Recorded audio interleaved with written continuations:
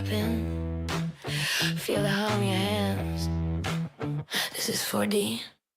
Heat on my palms, grip locked, heart racing. Shoes hit the pedal, whole room shaking. Jersey on my back, hat pulled low and blazing. Every turn I take, got the ghosts I'm chasing. 4D in my veins, feel that fire when I play, when I move, when I break, when I bang through the lane. 4D on my skin, when I lose, when I win, I'm alive in the light of the game I'm in. 4D, 4D, 4D, it's different.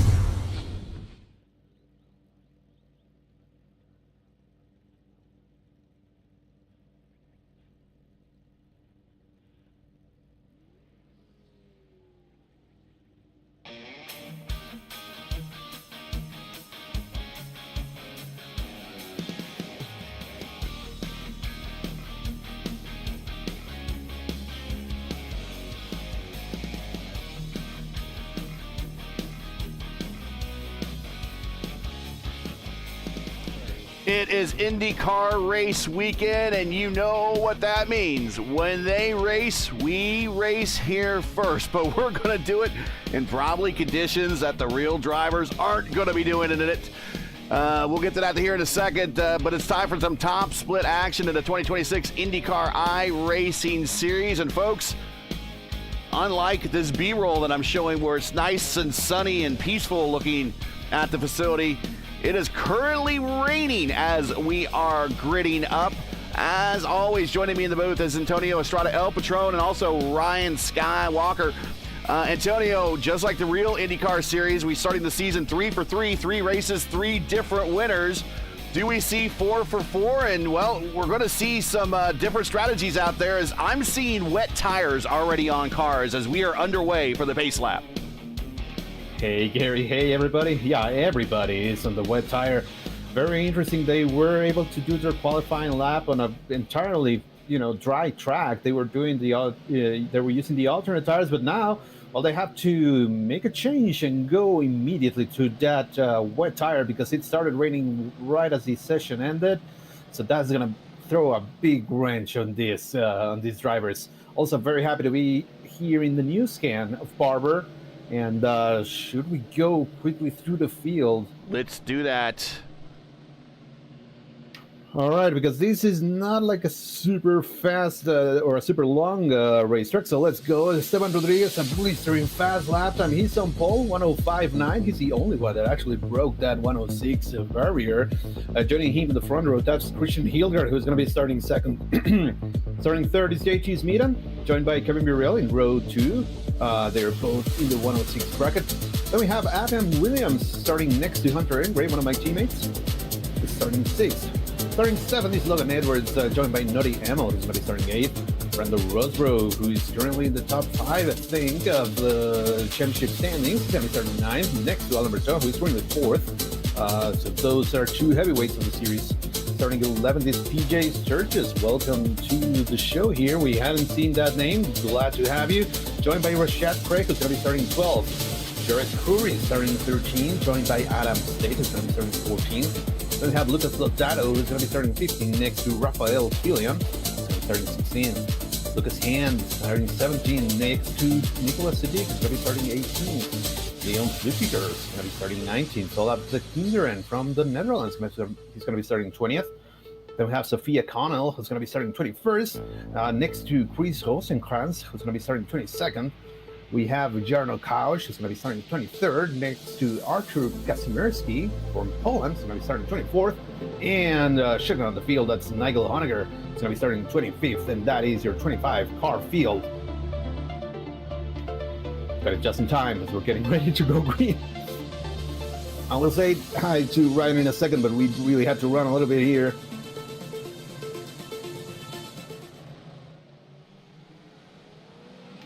And as we go, green flag is out in the rain. Way safely through one. Williams sends it to the inside. One of the fiercely forward cars goes wide in the one. Williams attacks on the outside. That is attacking Christian Hilgard, who's had a good luck already this week with one win. But I don't know what the conditions were in those races. And now we head down to the mid-straight into Charlotte's Web. Look, and Edwards was able to make it by Hunter Ingrave there. All these cars twitch. The cars get all twitchy. Yeah, they look twitching under acceleration. 3 wide, a little bit further on back. Down underneath Georgina. And into chicane where everyone went, oh, 2 cars go banging wheels with Nick Sudik.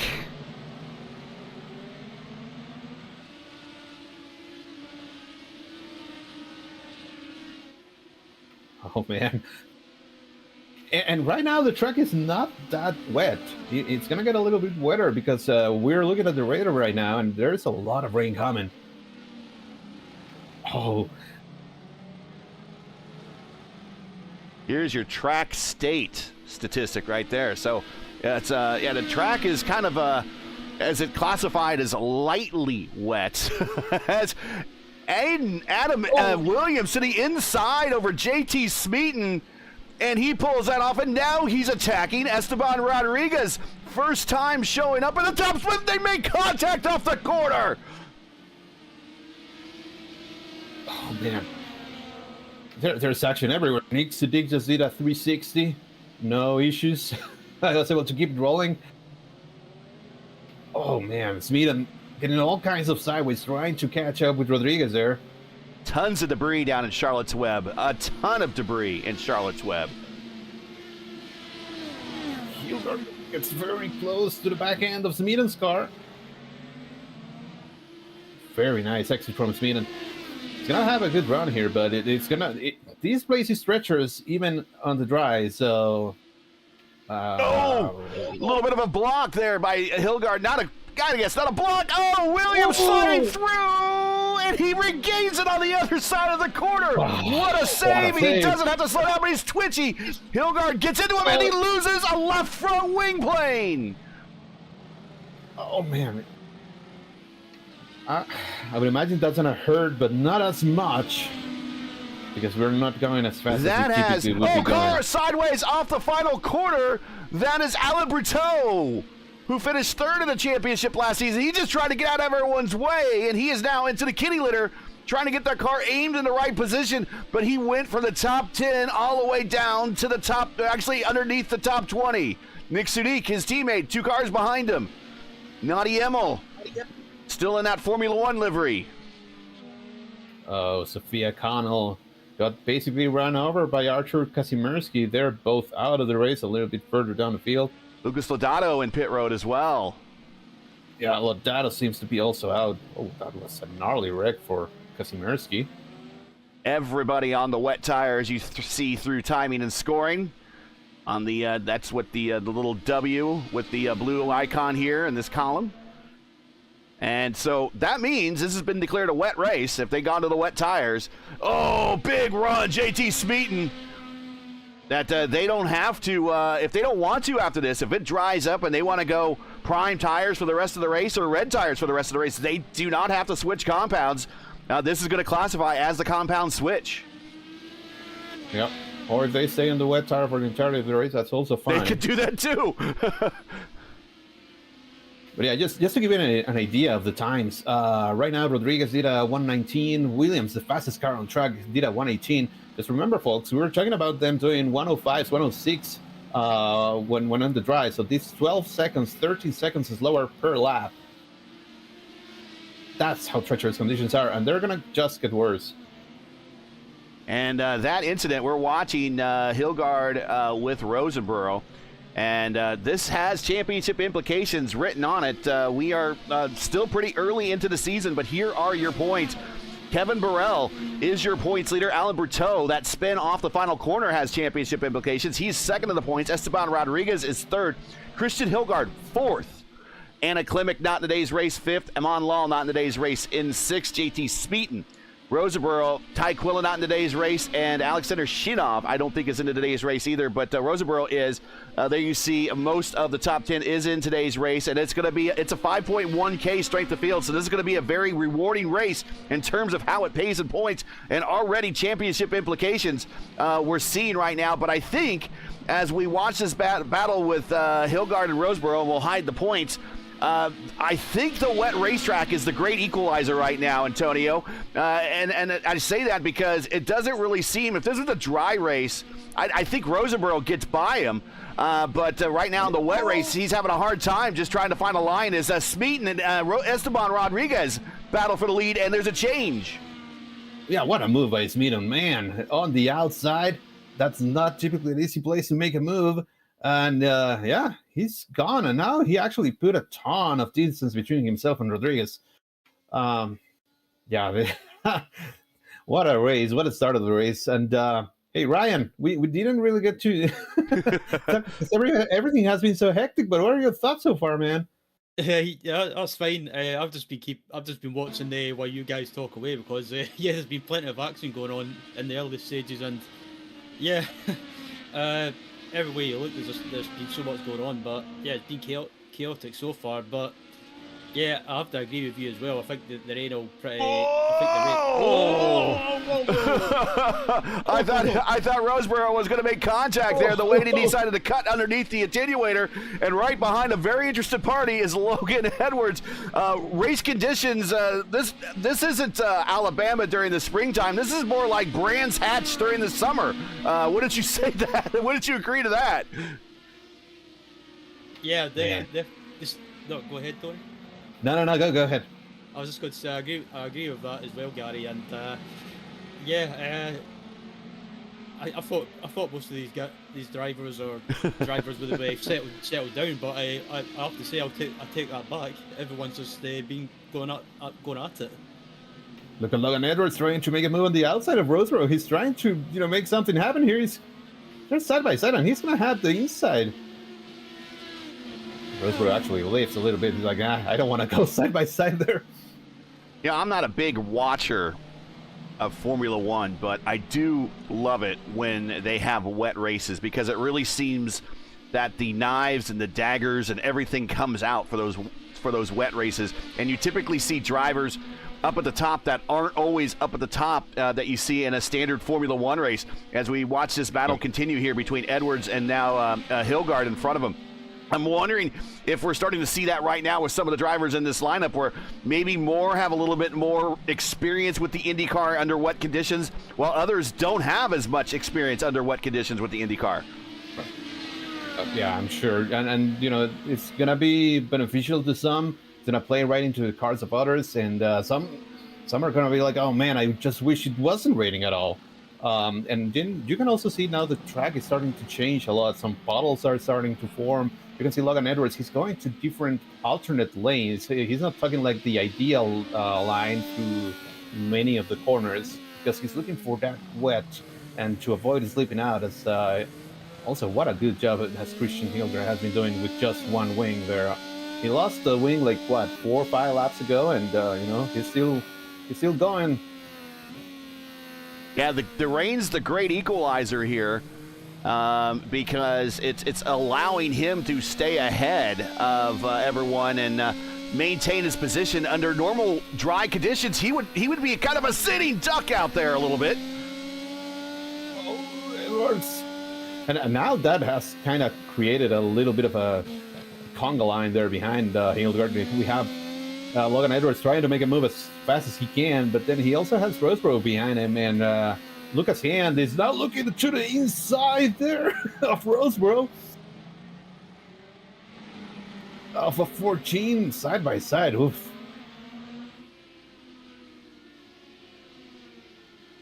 Your biggest mover is Hand. He's up 10 spots to start this race, Antonio.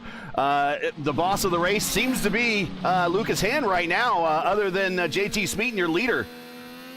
Yeah, but if you go to the... man. If you go to his in-car camera, you cannot see anything because of the spray that is now being set. Now the track is quite wet. Hunter Ingrave, side by side, Kevin Burrell. Oh, look at all the twitching. Yeah, and you're going to be hitting puddles, right? As Edwards lost a couple of positions while we were looking at that. Both Roseborough and Hand were able to get by him. And now Hand up 11 positions. So Hand, verily, it is his hand, and he likes wet conditions here in these Indy cars as he's made up the most ground next to Chris Rosenkrantz. He's up 10 spots. He's in P12. And Nigel Onaker.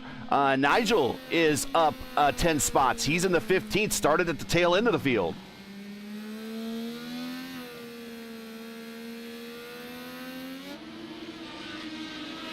And it's, driving this car in the rain is not an easy feat. Driving this car under heavy rain is even less so. And then having a ton of cars around you, man, this is a big challenge. And these drivers are doing a great job so far. Because the car is going to be aquaplaning through a lot of these spots. And you can see it, and that's why it gets switchy as Christian Hildegard goes wide, and that's going to allow both. I think that just finally that maybe the tires and the have given up because rain tires do degrade. I think he just kind of messed up, his braking marker, especially being just out there with one wing.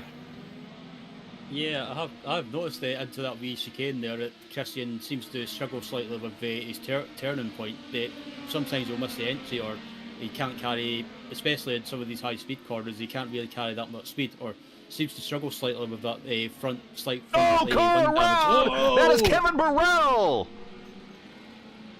He got the boot from PJ Sturgios. A little bit of a chrome horn action. He does a 360. Doesn't seem like he has any damage, though. They again, man, a little bit of a rough day so far for the Friesly Forward crew. Alan Bertois is already out of the race. Not sure what happened to him. Hildegard just with one wing, and then now Kevin Burrell with that 360. Also, Nick Sudik did a 360 earlier in the race. So, but I think it's going to cost PJ a front wing as well. I don't see. I see a wing on the replay fly off his car, and I have not seen it grown back into place. So I don't know if he's been forgiven by iRacing. And we go back to live footage, and he is still wingless up front. So he's going to have to come to pit road. So that little contact cost him, got him a position, but it's going to cost him an additional 5 seconds on pit road when he gets that wing replaced. Logan Edwards around. That's a very tough place to. Oh, he almost got the car beached there. He's able to get it running. I think he might have been by himself, so just under braking the back end of the car. A little bit of a twitch, and on it comes around. Came into that braking zone hot. Tried to keep it. Goes over the wheel power bumps in the chicane, and the back end just unloads on him coming out of the double chicane before heading back underneath the walkway and the museum.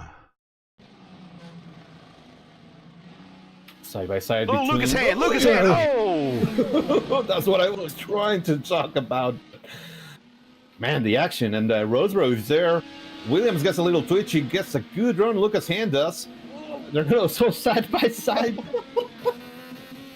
This is awesome. Oh, and he actually makes it, and Roseborough also takes advantage of Williams. And what a drive by Hand, honestly. and up 14 spots. He started in 17th position, and oh, well, let's say he's going up there to grab a little grip. We'll just call it that.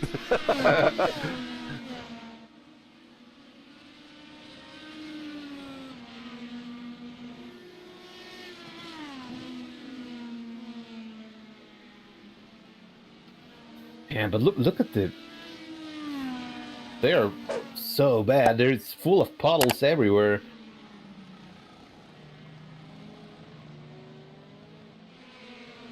What are your thoughts regarding driving on the rain, Ryan? I mean, I would talk a little bit about it, but I'm horrible at it. So I'd rather get these in from somebody that actually knows what they're doing. You'd probably, with me being Scottish, you'd probably think I would be good in the rain, but honestly, I'm absolutely hopeless.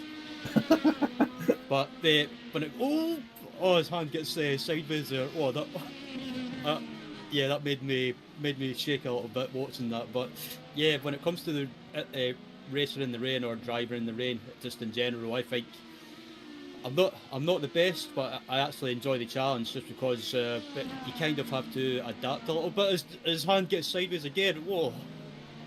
Here's a little landscaping there on the Augusta National of Motorsports. Man, and somehow Logan Edwards just did a 117 flat, like an entire second faster than everybody else. I think he's we'll ride with him right now. We're riding with him, and he is using lines that people aren't. As the car in front of him slides to the inside wall, and that is Adam States. And his race is done. He's teammate to Lucas Lodato, and the whole squad, their whole squad, looks like they might be done in the top split. What a shame. That whole WSR squad. JT Smeaton is your leader, part of that Nexus eSports. He is your leader. His teammate Esteban Rodriguez right behind him. And hard charger of the race, probably your El Patron Award. If he finishes on the podium, we can't give him the El Patron Award, but if he finishes off the podium, by far, he is your boss of the race. He is up 14 spots to third. And then Brandon Roseborough is in fourth. Adam Williams, who started very quickly this race, in his top split debut in the Pepsi cars, we see him getting around Hunter Ingrev, or at least holding off Hunter Ingrev. This is for fifth. He is in the fifth spot. Hunter Ingrev is in sixth. Rosenkrantz in seventh. Sturgios in eighth. Logan Edwards back to ninth. And the general Kevin Burrell falls to 10th. Yeah, we might not be able to give Lucas Hand, the driver of the race award or whatever, but he would get Mr. Excitement. Yeah. No questions. Like, he's 2 seconds faster right now than Smeaton and Rodriguez, and he just got up to the back of Rodriguez. So look for him to make a move as soon as he can.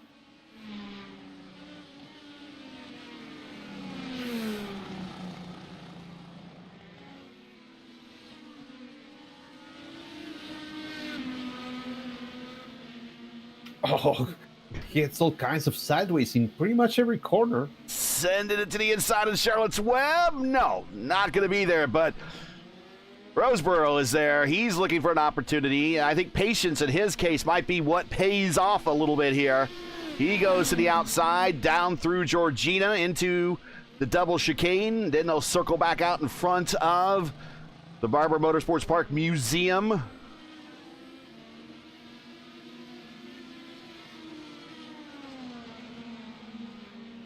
This is such a fast section of the racetrack. Look at that spray. You cannot see a thing. And it doesn't, in a sim, it doesn't make it any easier. This is what they would see in real life. So this is, they're getting a face full of spray to the inside. He sends it through the pit area. Tries to get to the inside in the wrong spot. Now, as they get to the final corner, run down the main straight. Not a lot of room here on the main straight. Now Roseborough, he's going to try and take advantage of it. And he will get it done. Not quite. Hands like, no. Not so fast, my friend. As Roseborough makes a big and contact, and his wheel is snapped back into place. for Hand, who made contact with Rodriguez, and now Hand moves up to second. He got forgiven. Got lucky. Yeah, very lucky. Watch this. He gets. Doesn't seem like Rodriguez is lucky though. That car is twitching even more than what you would see. That car is damaged. Yeah, it's possible that he has damage on that He's crab walking. left rear. Left rear. And if he's crab walking, that is day done for one of our points leaders. Yes, day done, as that car is out of alignment. And, well, they do eat crabs. Actually. They do eat crabs in Alabama, but you have to get down to the Mobile area. Huh. Such a shame, though, because it was not anything that, anything malicious or anything like that. Rashad Craig power slides off the final quarter. He is a lap down. Oh, he's not handling right. JT Smeaton just continues to pull away. Out by 4 seconds over Hand. Now, can Hand reel him in? Hand, by far, has been one of the fastest cars on this racetrack since we got the wet conditions. Can he reel him in? There's plenty of time, and we have not even started to talk about strategies for pit stops. Right, yeah, forget about that, because we haven't really had any time to do it. But typically what we would be looking at to do here in a dry race would be 3 stops. You would try to... 2 stops is pretty much impossible unless you had caution, and we do not get caution over here, so that's never going to happen. So it's going to be 3 stops no matter what. You would typically try to make a shorter stint on the reds to abuse them as much as possible and put some fast lap time. But with the rain, somebody's wrecked. Who was that? Oh, that was Rashad Craig. No, that was JT Smeaton. JT Smeaton was off at the top of the hill. Yeah, so now Lucas Hand is your new leader. And there you go. He just power slides through the corner here and hits the grass in the runoff area. And the hard part is he actually hit the grass, and the grass just takes. Now he's pointed in the wrong direction. Here comes Rashad Craig, who just misses him, and here come the rest of the leaders. So JT Smeaton then now has gone to the front and now is back in third. Man, yeah, but I still imagine going back to, the pits and the stops that they have to do. That it's gonna still be 3 pit stops just to make it to the end on fuel. That's what you need to worry about right now. It's not about tires anymore. Let's consider a 2-stop. I mean, they're not going as fast as they normally do. They're having to back off. They should theoretically not be in the same burn state as they would be under dry conditions. Could this be a 2-stop? Could they get to the 30-lap mark? A 2-stopper's lap 30, lap 60. Could they do it because of the conditions slowing them down? You should be able to do 26, 27, maybe pushing it with a lot of save in dry conditions. So I don't see why not. You're right. Some teams might just gamble and be like, you know what? Let's just make it 2-stopper instead. I don't know, Ryan. I think if I'm back in a wet race having problems handling, the best passes might be the passes I make when cars are on pit road sitting still. I might opt for that 2-stop strategy under these wet conditions. Yeah, I mean, a 2-stop strategy in these conditions is not always a bad thing. I mean, it could backfire, or it could work in your favour if you basically keep going, and as you say, Gary, other cars are in the pits when you go by. So, yeah, a 2-stop strategy and staying out on track, I would definitely favour that. So there are a couple of cars that we know for sure are going to be going to the 3-stopper because they already did stop. That's Jared Curry currently running 11th, Christian Hildgaard running 10th, and Hildgaard had to come because of damage. He for sure had to come because of damage. Right, because of his missing wing. Yeah. So yeah, there you have it. His hand was forced a little bit. Not sure about Jared. I don't think he had any damage, but we might have missed it. Those guys need to go to 3 stops. Everybody else, yeah, they stopped at lap 13 and 14 for those two, and PJ Sturgios also stopped at lap 15. So by the numbers, if anyone can pull off a 1-stopper, which I don't think is possible, that's lap 45. And a two-stopper is lap 30, lap 60. A three-stopper is lap 22, 23, 44, 46, 66, 69, 88. So if you go to watch the leader in through heavy traffic, showing no fear.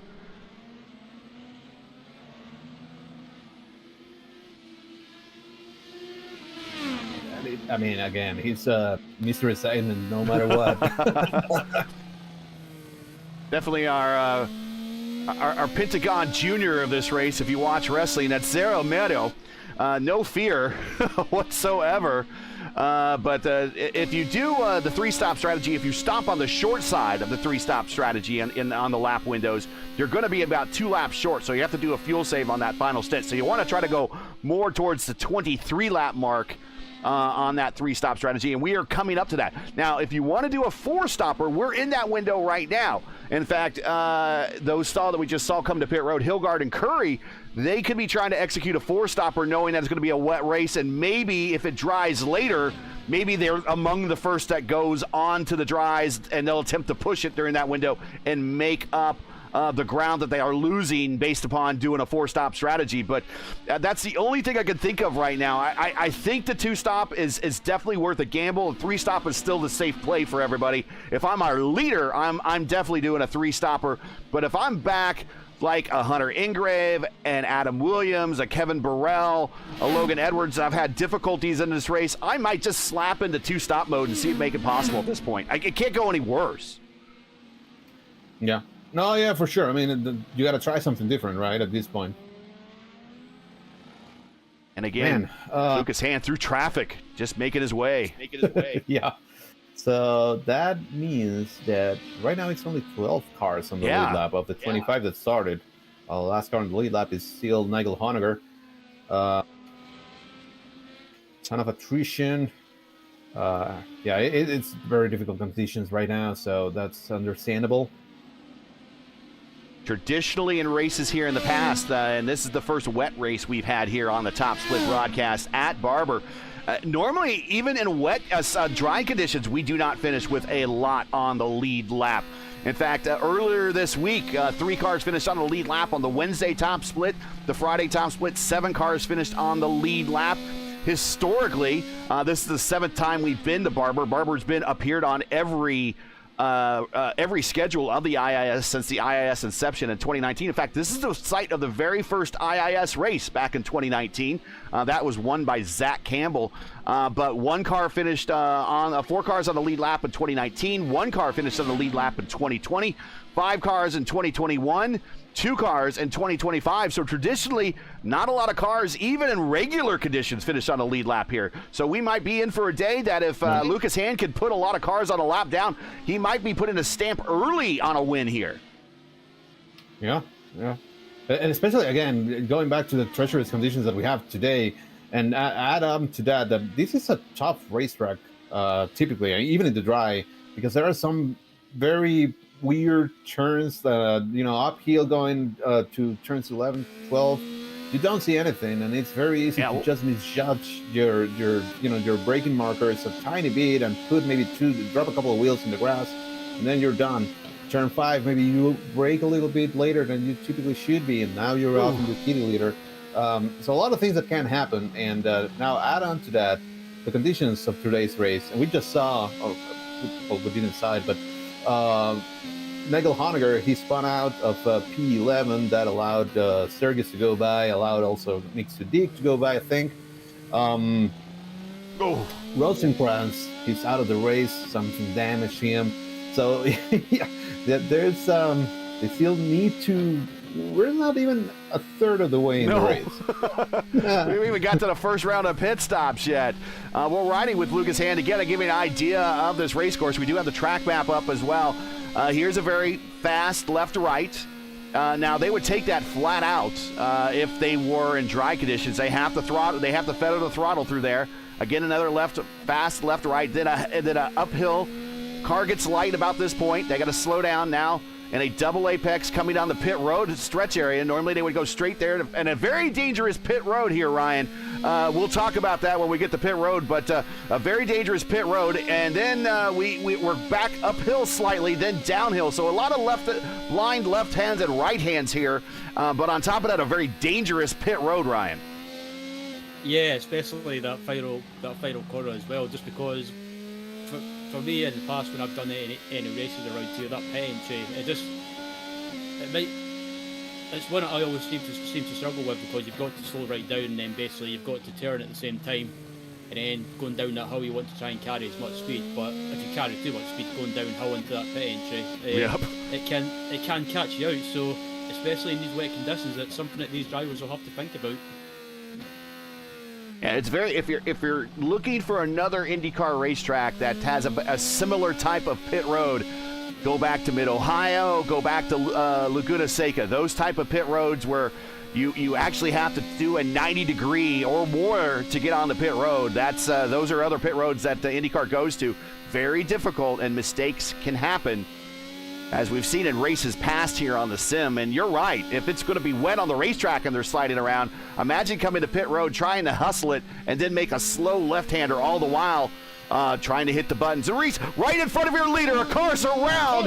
That is Lucas Lodato, and our leader avoids him.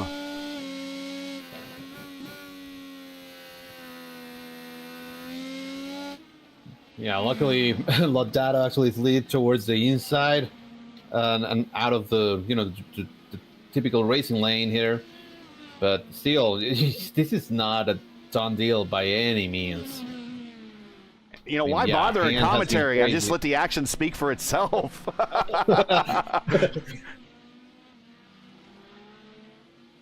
Chris Rosenkrantz on pit road with a problem with a meatball flag. He was up in the top 10 for a little bit.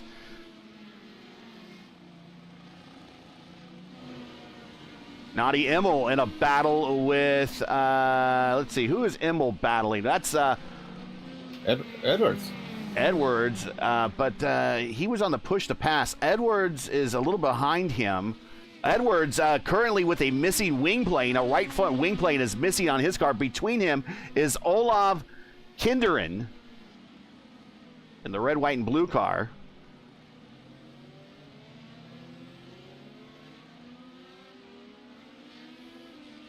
Oh, so what happened is Edwards has spun out. That's what made Nadi Immel go by him, and then Logan Edwards tried to rejoin and hit. There it is, right off of turn one. And Rashad Craig. Rashad Craig clips him. Right, and then keep the camera on Rashad. Then he spins out. I think probably because of that damage. Nadi Immel has a black flag. And he goes to the inside wall, too. That was a snap oversteer. Boom, done. Nadi Immel, black flag. Yeah, trying to find out why. Incident limit, possibly? Let's see, if it's a drive-through, it might be that. But he's at the pit window. He might as well just come and get service. Right. Yeah. Can he get service on a black flag? I don't think you can. He's going. It is a drive-through. It is a drive-through penalty. To the limit. Yep. Look his hand into the pits.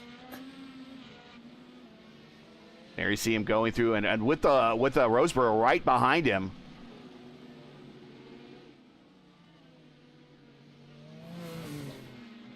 Oh, Lodato's day keeps getting worse. He just spun out. But this time he hit the wall. That stayed on for Lodato. And he goes ahead in tow. Here comes Lucas Hand off pit road. And he is going to get beaten out. No, that's the other Nexus car. So Hand comes to pit road as the leader and will leave with the position. Hunter Ingrave. Now, Hunter's one of your teammates, Antonio. He is a great fuel saver. And he is going long, and this is pretty much his MO. He saves a lot of fuel, and he is now currently picked up the lead.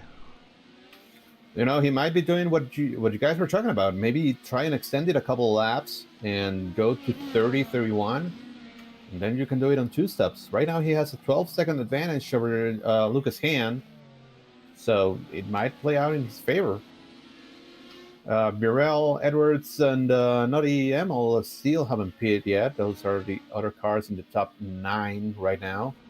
Not sure what happened to Hilgard. Oh, there it is. He's in P7 right now. And Sophie Connell in the hand-drawn Oracle Red Bull livery. I love that. And no, Hunter Ingrave cannot make it to 30, so he's going to, or he's got a massive fuel safe ahead of him. We'll see. He's coming to pit road at lap 26 to 27. So he tried to make a run at it and just wasn't possible in the cards this time. Here comes Lucas Hand through the final set of corners here. 15, 16. Yeah. And right now you can see a little bit of sunlight outside, although it's still raining. But then after this little bit of, clearance, we have even heavier rain than what we did before. So this is going to continue for the entire race, basically. Here's the weather forecast. I feel like the weatherman from Family Guy. It's raining. That's all I can really say. There's not much going to go. And the upcoming weather forecast is it's going to rain. So I think that's what we got going on here at Barber Motorsports Park. Oh, big twitch by hand. Yeah, I was about to mention that as well, Gary, but you beat me to it. If you want to know what it's weather like outside in Sim, stick your hand out your virtual window, and that's what it's like outside right now. As Lucas Hand, your leader, Roseboro is second. He's not too far behind him. In fact, I think if Brandon here is in a position, I'd be very, very patient. I would let Hand, we've seen put up big laps, but we've seen a ton of little twitches out of him. And one of those twitches, it's almost like playing Russian roulette. You're going to find the loaded chamber, and that car is going to come around on that little bit of a twitch, and Roseboro will just cruise right on by. At least that would be my plan. I don't know if I would try to rush him into making a mistake. He might make that mistake on his own. Yeah, I wouldn't push him at all. Roseboro has been fast enough as it is. I mean, both Hand and himself are the fastest cars in track by a mile. So, yeah, just, stay close to him. And if, for whatever reason, he makes a tiny mistake that, is entirely possible just because of the conditions of the track. I mean, nothing that Hand does wrong or anything like that. But, yeah, just stay within contact distance, and that's that would be my plan as well. Don't try to force something and take yourself out in the process.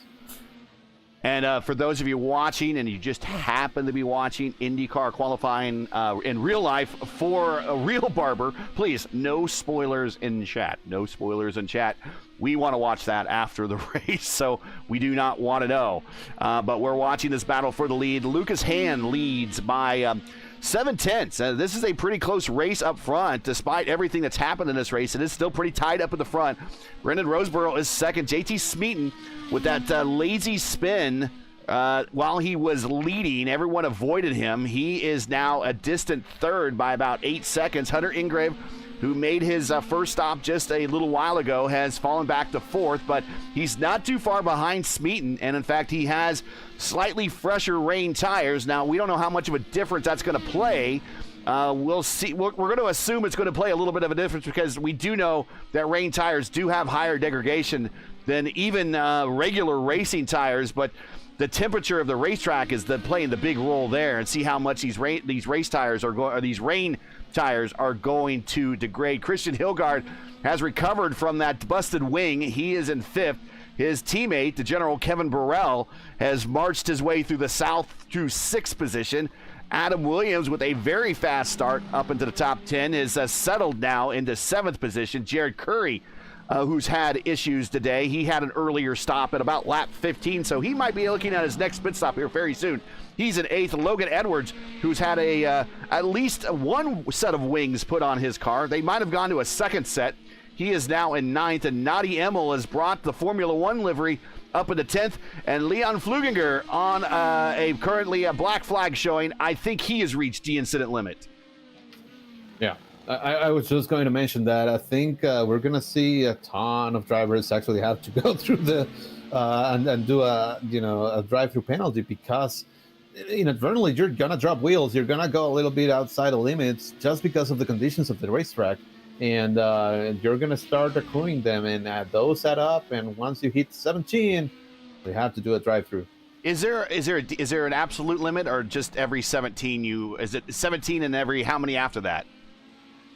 Then the first is at every 17, and then it's at every 8 incidents. So it's lowered. It lowers the bar, Okay. and you have absolutely no limits. So you can So rack 'em no up. DQs unless you don't answer the black flag, and then you will be DQ'd. So we'll keep an eye on that.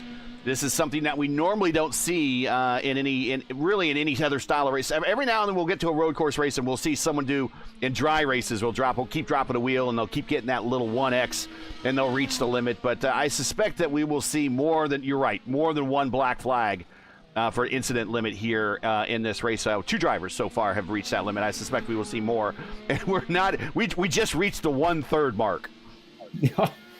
And fastest lap of the race last time by 1:16.8 by Lucas Hand. He's zooming. And look out, he still continues. That car twitches behind him. Very fast hands. Pato Award-like hands for Lucas Hand. Nick Sudik, pit lane. He's the only one that was able to make it all the way to lap 30. He's probably going to try, actually lap 31. Probably going to try to do that two-step that we were talking about. Everybody else kind of bailed on it. We see Logan Edwards being on lap 27, Kevin Burrell 27, Hand, Roseburg 25, Smeaton 25, Aingrave 26. So pretty much everybody is going to be going to that three-step strategy. And then you have Nick Sadiq, who is a little bit behind everybody else, currently running 12th. Let's see how it benefits him if he's able to jump maybe flukier or Naughty Amel. It's big race, Nick Sudik, and we'll see if he could bring that big race luck with him, and pick up a few positions by making one less stop than everyone. Back up front, it is Lucas Hand, your leader, up 16 spots to start this race. If you're just joining us, first of all, thank you. Second of all, make sure to smash that like button, subscribe to the channel. Third of all, here's your race recap. We started as a dry event. We started in the qualifying, and it was pretty much a dry qualifying session. It started to rain at the tail end of qualifying, but by then the fast laps were already in. They were banked. They were done. No one was going to get any better with the conditions of the racetrack worsening. Then we get into gridding. The weather picks up. The rain starts to really come down. While we're in the pace lap, the rain really starts to come down. And by about 5 laps into this race, we're starting to develop puddles. And now you currently see the racetrack in its current state. And that's where we are race recap weather-wise. We've had a number of drivers up at the point. And it's almost like Southern gentleman manners. No, sir, you lead. No, I insist you lead. Everyone goes up and lead, has a problem, falls to the back, and ends up giving the lead to somebody else.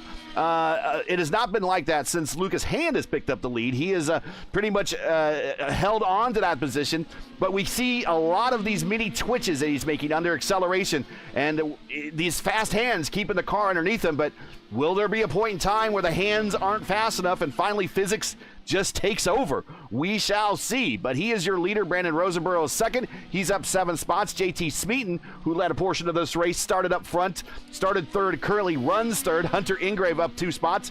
He is in fourth. And Christian Hilgard, who's had his hands full in this race, and he's one of your points leaders coming into this race, currently is fifth. That is your 1/3 of the way through this event update. Thanks for joining us, everybody. Once again, make sure to smash that like button, subscribe to the channel. The next race for us here in the IIS will be in 3 weeks.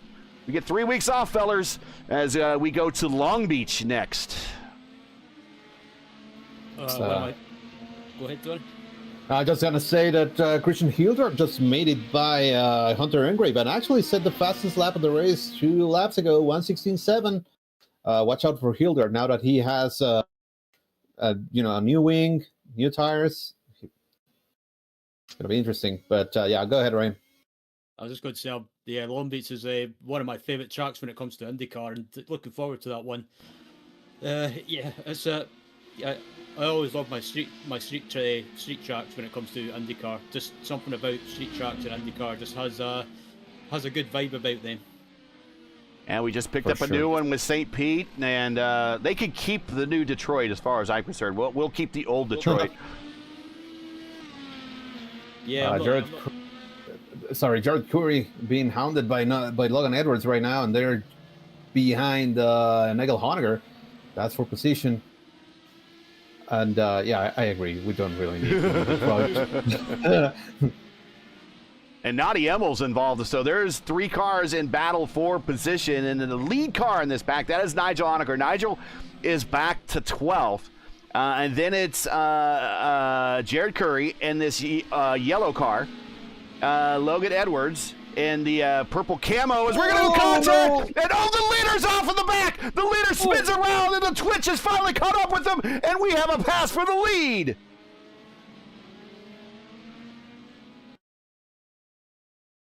And we're going to watch that. There's a lot going on. We'll recap everybody. But in the back, that Twitch finally caught up to Lucas Hand, and he spun out. Roseboro misses him.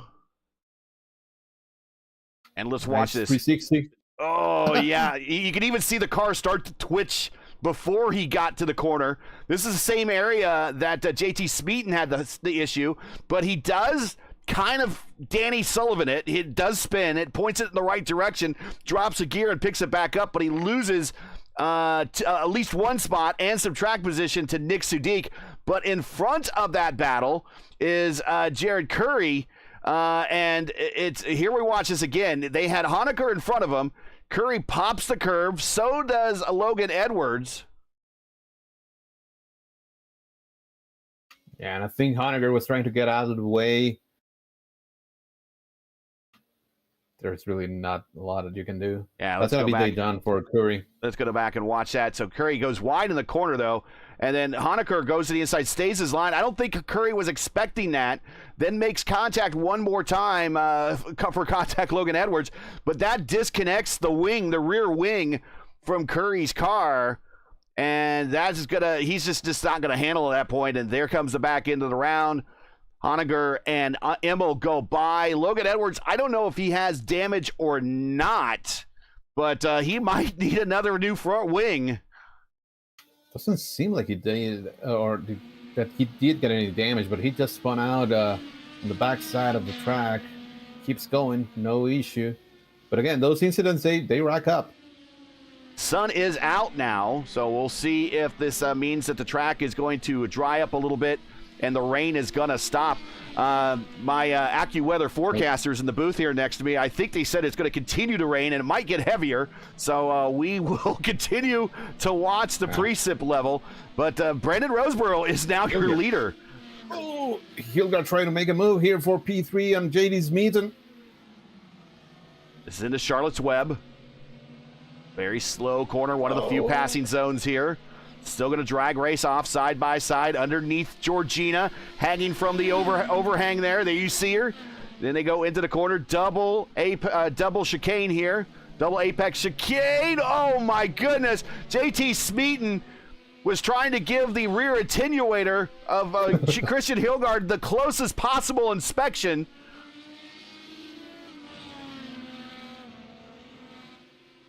Well, move Hilgard to P3. He again set the fastest lap, 1:16.6. He's getting faster. He's getting more comfortable with the conditions.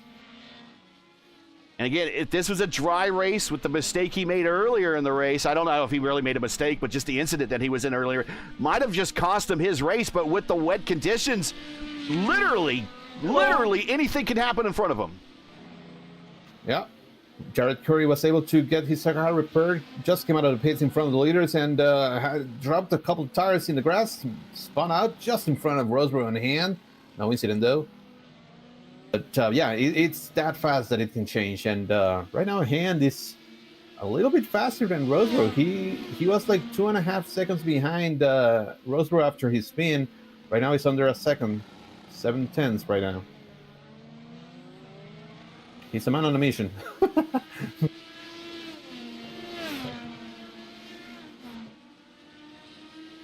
And probably driving, like you say, sometimes, Gary, with a little bit of red mist. A little bit of red mist mixed in with the blue mist.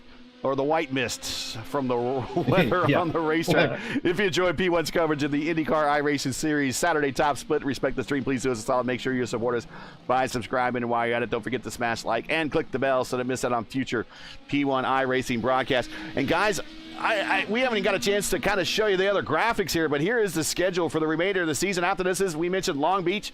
Then we're going to Indianapolis for the Indy GP. Then the month of May. Oh, and Hand is into the wall as we got to get the graphic off here, and we'll show you Hand. This is the danger of doing a wet race and doing production on the fly. And here he is. This is at the bottom going into turn 1. And he drops. Does he drop a wheel? No, just under acceleration, and the back end comes around and into the tire barrier, causing damage.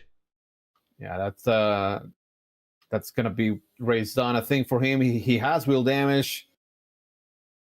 I don't think that his pit crew is gonna be able to fix that. He actually has a meatball flag. No, and he had Jared Curry really had to get on the binders when Jared got up to him. He just popped out in front of Jared and Logan Edwards.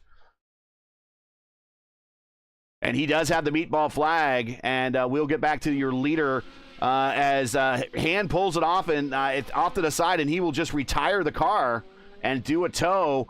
So now Roseboro, is now still your leader, and again running his pace, and the pace that really seems to oblige to the conditions of the racetrack the most.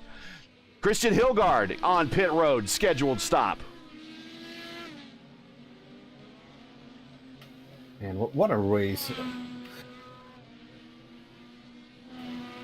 I was getting ready to say Christian Hilgard worked his way up to second now just by keeping the car clean from the incident early in the race.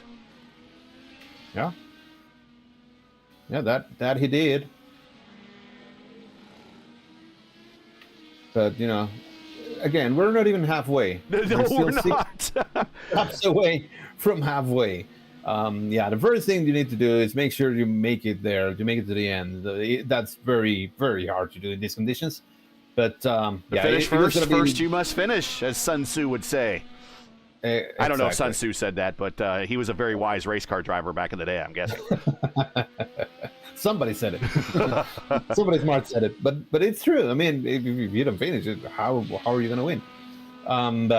So far we've seen a great drive by Brendan Roseboro, and I don't think we talked a lot about him, but he has been very, very quick, almost as quick as Hand. Just it seems a little bit more controlled than what Lucas Hand was doing. Still, Lucas is going to win the most exciting driver of the day for sure, but unfortunately, that like you alluded to, it was a little bit dangerous. It was flirting with disaster and almost every single corner, and unfortunately it did catch up to him. Yeah, it just seemed to be that the car was just one twitch away the whole time. And I don't know, Ryan, if you had that same impression by watching him either, but he just seemed to be on the edge of adhesion all the time. And, at some point, you can't play with science. You can't beat math. And physics eventually takes over.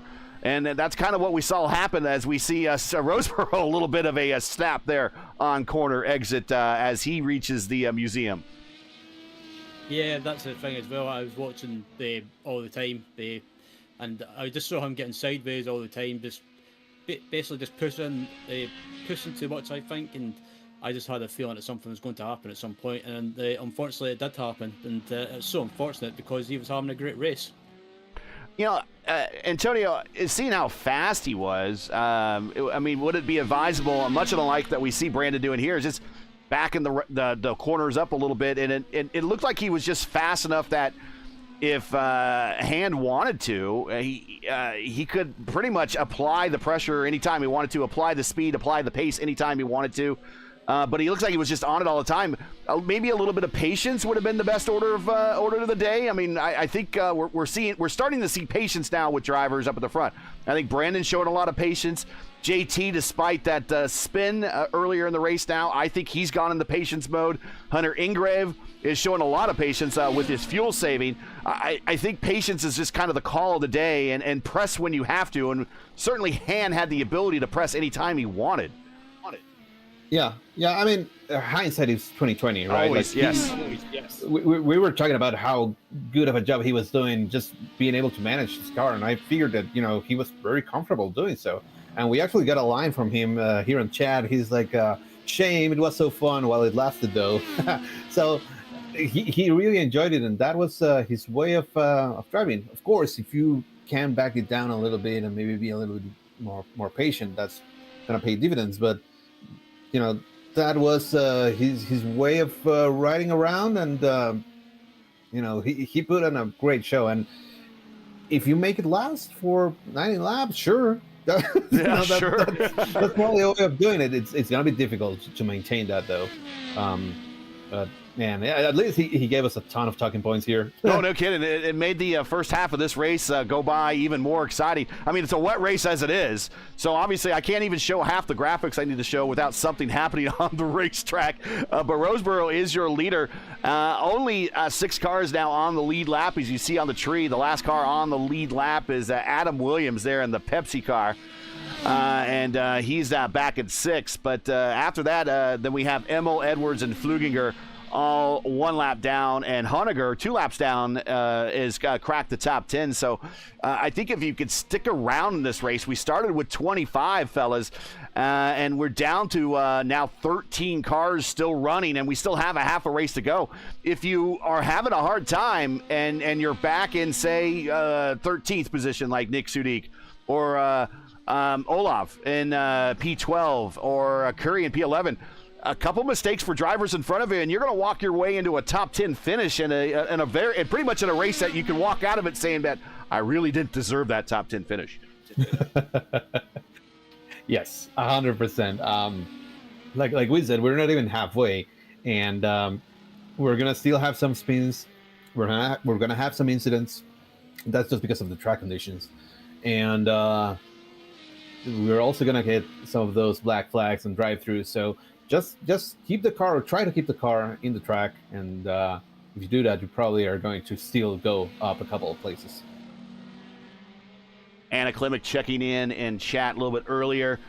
She says she is in bed, so that's not a bad place to be. If you can't be behind the wheel, being in bed is a pretty good spot. As we watch now Hunter Ingrave around some drivers that is Nadi Emmel having a problem there in Charlotte's Web. Hunter Ingrave, though, gets around. Hunter currently is in 3rd and is flirting with the 2-stopper. We don't think he can make it, but he'll have to try to massively save on this stint to at least bring him into alignment back with that 2-stop strategy.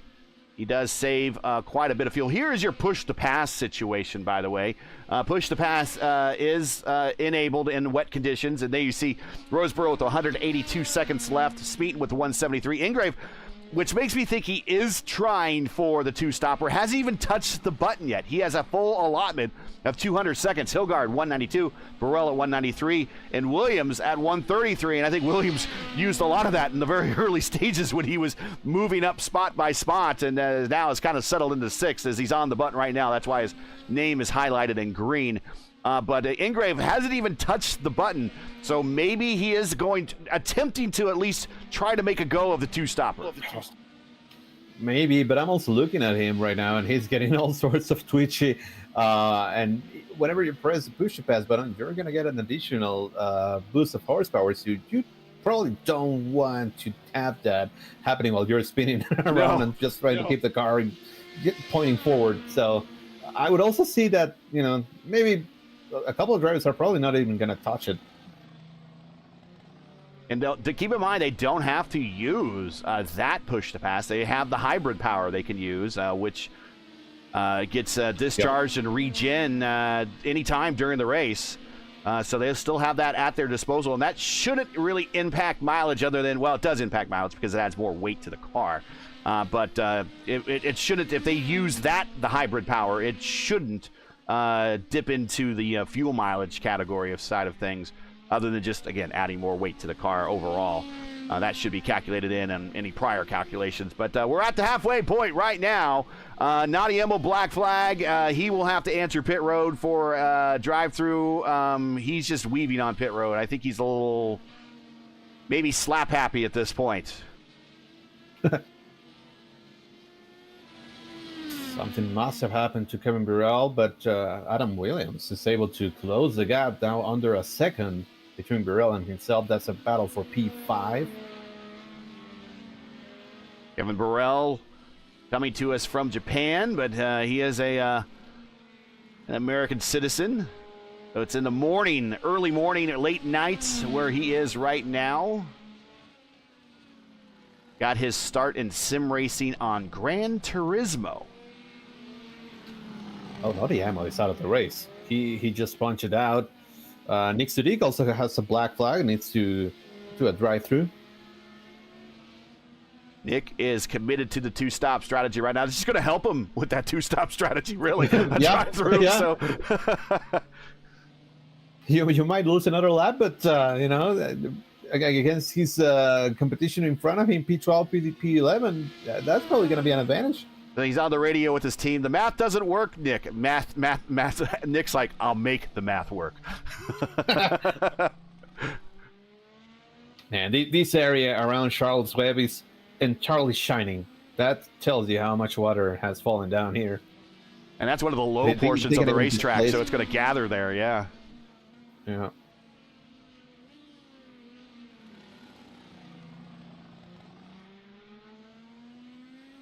All right, we'll try to bring in some production value into the... Williams.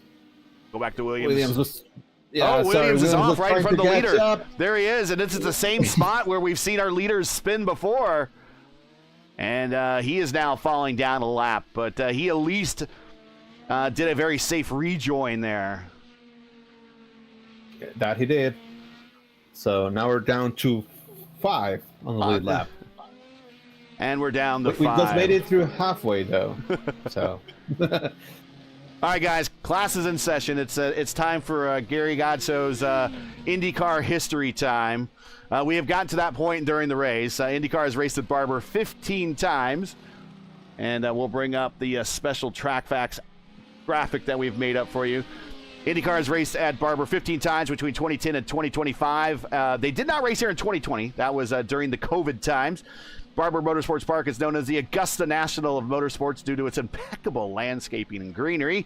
If you're into golf, and it continues to be a key race on the schedule leading up to the month of May. Used to be the first race in the month of May, but this year they pushed it back a little bit to March now, late March, early April. Your career wins leaders here at Barber here. Joseph Newgarden with 3, Will Power, Brian Hunter-Ray, Scott McLaughlin, Alex Palou each have 2. I would not be surprised to see Alex Palou join Newgarden with 3 here this year. Fast fact, this is one of the few tracks remaining on the IndyCar schedule that Scott Dixon has never won at yet. And I say yet because you should never count out the Iceman. You're defending 2025 NTT IndyCar Series race winner here is Alex Palou, and he holds the track record with a time of 105.4 set last year. Now, I don't know if that just got reset in qualifying. That's happening right now, so please do not tell us that. But there you go. Those are your history lessons from IndyCar at Barber. I tell you, guys, the first time they came here, I was like, yeah, this is an all right race course. It was just another road course on a schedule that was being more and more road courses and less ovals. But now, guys, that we've had it on the schedule so long and for so many races, I can't really picture a IndyCar schedule anymore without Barber now being on it.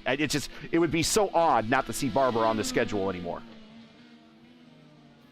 I mean, 100%. To me, Barber is now synonym with IndyCar, and it's one of the most unique racetracks that we go to, and it's such iconic with all these different art installations and the beautiful scenery around it. Yeah, and also the racing that it provides is amazing. So I could not fathom not having Barber on the schedule. As the largest, Yeah, go ahead, Ryan. It has the largest museum and collection museum, or museum collection of motorcycles in the world. There, I mean, when you go there, there's things to do and places to see for sure, other than the IndyCars on track. Yeah, I was just going to say, I think if Barber ever got removed from the IndyCar schedule, I think that would be an absolute crime. So I think, I hope that Barber stays around in the IndyCar schedule for a long time, because I think, in my opinion, Barber doesn't get enough love, because it's probably one of the best tracks on the IndyCar schedule for me.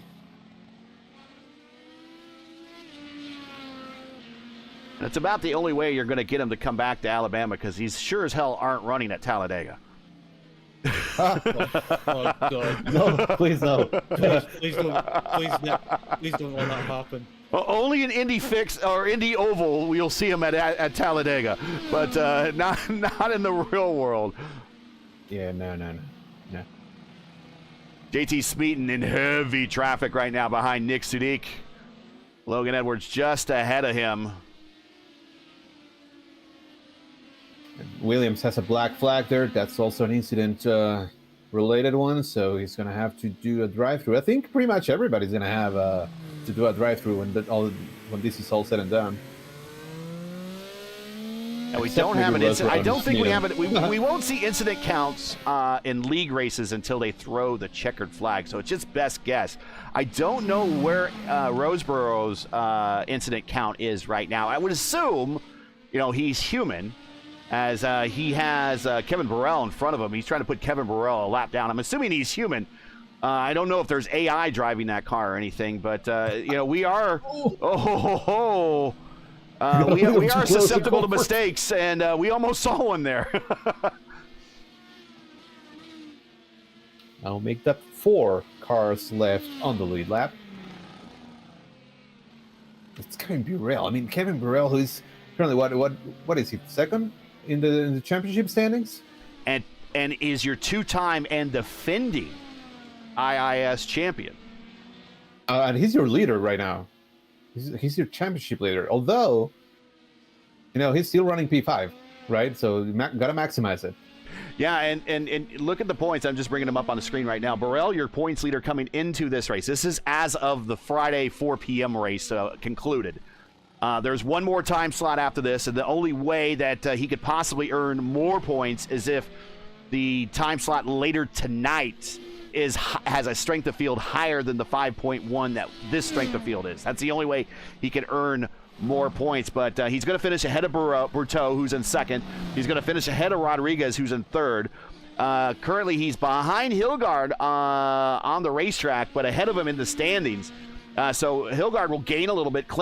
He'll gain on Klimek, because Klimek, unfortunately, not in this race, and this is a high strength of field. Law not in the race. Smeaton. Now, actually, Smeaton will gain on him if Smeaton can finish third. Currently is third. Then there's Roseborough, Quilla, and Shinov. That is your top 10 in points coming into today's race. And the way the iRacing does points, if you're not familiar, it's based upon the strength of field of the race. And that's how there's some sort of mathematical equation everything goes through that I'm not sure if you can even punch it into Excel, and Excel can tell you. But apparently iRacing can tell you, and that's the only way that someone can earn more points than Burrell at the end of this weekend is if the strength of field race of the later one tonight is higher than this. Hunter Ingrave, your leader. Roseborough comes to pit road. Yeah, Roseborough and Smeaton already did their second pit stop right on cue, lap 50. So they're gonna try and pit on lap 75 and then bring it home from there. Done. Yes. And Smeaton merged right back, right behind Hilgard. Hilgard and Ingrave, they both still need a pit, but Hilgard has been extended a tiny bit. He will need to pit around lap 60, probably around lap 60, 64. Yeah, Hilgard, and he's going to be able to make it to the end from there. Hilgard went 26 his last stint. He's at 12 now, so he is halfway through. So if you add, you said about 65, that's about right. Yeah, and then he's gonna be able to make it from there to the end of the race.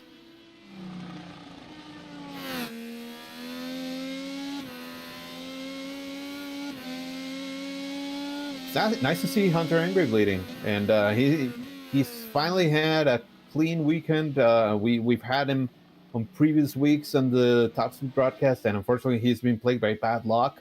So it's really good to see him leading the race right now, although he's going to need a pit, but has been running in the top 3 for the latter part of the race. Let's ride with Hunter, as we suspect he's coming to pit road either this time or next time. Here it is. And so here is, look how you make this right-hander, and you're not on the button yet, downhill. Then you make a left-hander. There's the Armco right there. He could make now you have to be on the button at the speed limit, 45 miles per hour. And then he's all the way down towards the end. He started 6th today, so he's going to be the number 6 pit stop, or number 6 pit box. Finds his box. He's in, and he goes up on the pneumatic jacks. New set of Firestone Firehawk rain tires. Full tank of Shell Racing fuel, down and away, and that is going to be pretty close to almost his final stop. He's going to have to do a splash and dash at the end, and maybe he's got a chance to do some Red Bull laps. We'll see.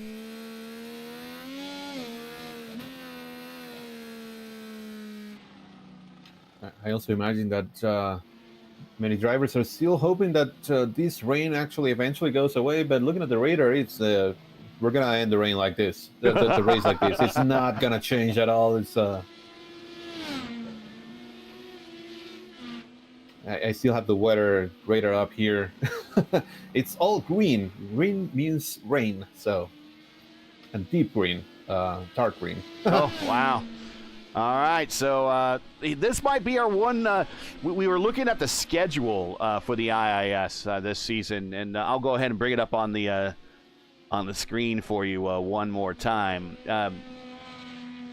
We were looking at possibilities of rain races, and according to the schedule, there was no possibility of rain for Portland. We thought that'd be the next rain race.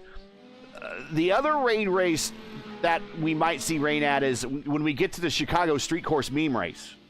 That might be when we get rain next, and it's already a meme track as it is. These cars do not race well at it, and to add rain just turns it into a meme race, and not a mean race. Well, actually, it is a mean race, but a meme race. So I suspect the next time we see rain, if this is the only time we see rain all season, it probably will be the Chicago race if we see rain at all for the remainder of the season. Yeah, well, I mean, it would make it very interesting. It would. Chicago is a weird one, man. It's enjoyable to drive at, actually. It's just that there are not really many places that you can make a move, and then it narrows down for, well, not no reason. It's the layout of the city, but still, you could have, maybe created something that was a little bit wider that allowed, especially stock cars, to drive around it a little bit easily. But instead, it's weird, but it's fun weird, man. I think in the ranking of there he is on pit road. The ranking of street courses on the sim, I think most people will have, even now St. Pete add that on the list higher than Chicago. Chicago's going to be down near the bottom. I'm hearing more and more love as time goes by for Detroit, but everyone universally seems to like Long Beach. I mean, Long Beach is goated. Yeah, Long Beach is awesome.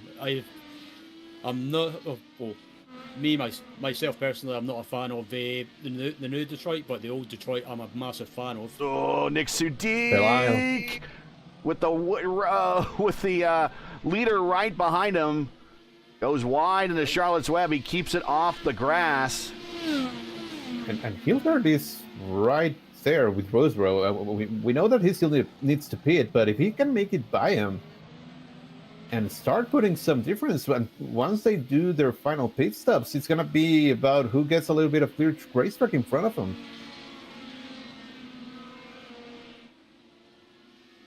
Traffic in front of him tries to get out of the way. That is Fluginger, I believe.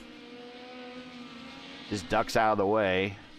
Not very many places to hide on this racetrack if you need to duck out of the way. It's a very narrow racetrack.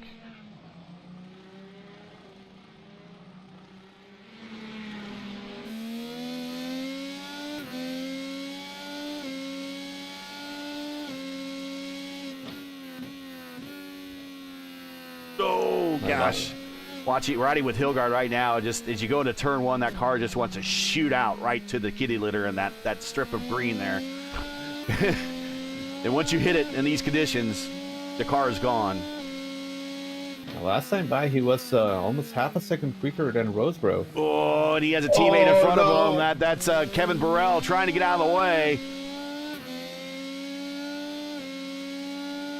Yeah, Burrell was some super cold tires. He had just bit.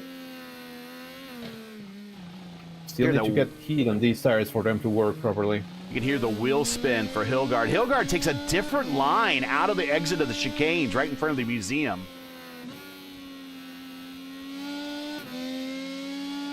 What's everyone think of the new scan here? Of course, they got all of the little character nuances of this racetrack. We have Charlotte's Web. We see Bigfoot holding up the pillar, and we see Georgina hanging from the overpass. All the things you kind of want to see here have been added as part of the scan. Personally, I love it, man.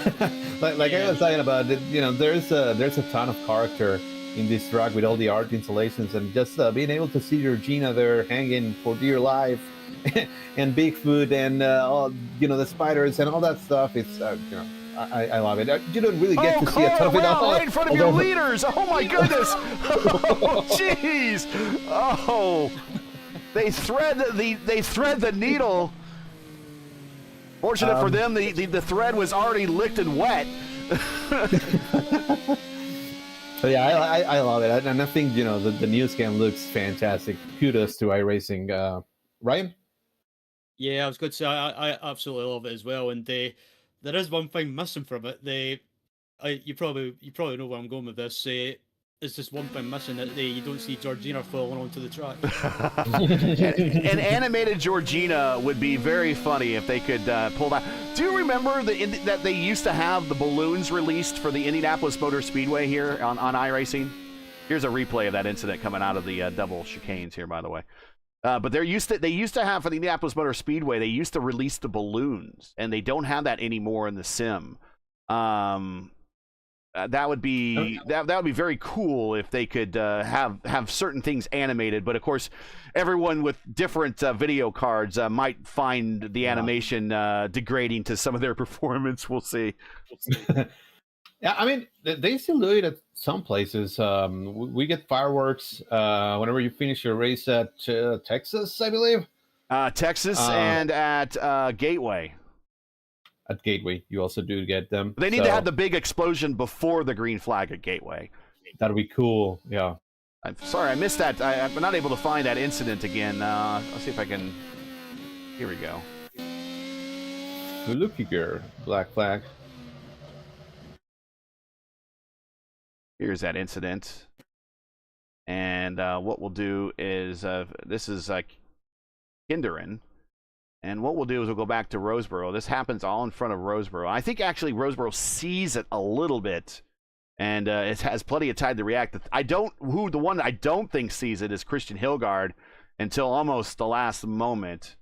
But we're going back in time. But again, it's going to be the red, white, and blue car here. They're just off the corner, coming out of turns 2 and 3, right there through the puddle on the low portion of the racetrack. And fortunately, he slides to the inside, leaving plenty of room on the outside.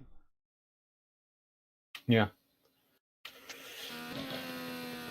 Man, but this place keeps racking up victims. Right now it's Leon Flukiger, who was running P8 and had been doing an amazing job just, keeping the car under him. But unfortunately, dropped the wheel on exit of 4, came sprinting all the way back to the Armco wall, and that is day done for him.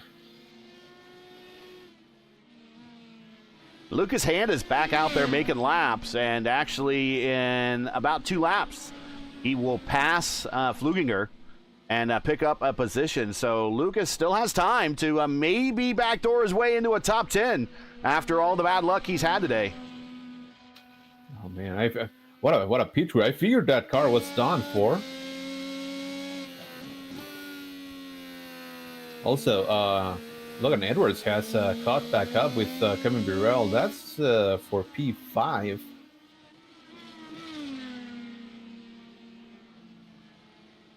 These are both 2 cars 1 lap down. Only 3 cars on the 1 lap down category. It's Burrell, Edwards, and Williams. But this is actually one of the closest battles on the racetrack. Christian Hilgard, though, is I take that back. Christian Hilgard is all of a sudden now severely knocking on the door of our leader, as he has now worked his way into less than a half a second deficit as they head down into Charlotte's Web.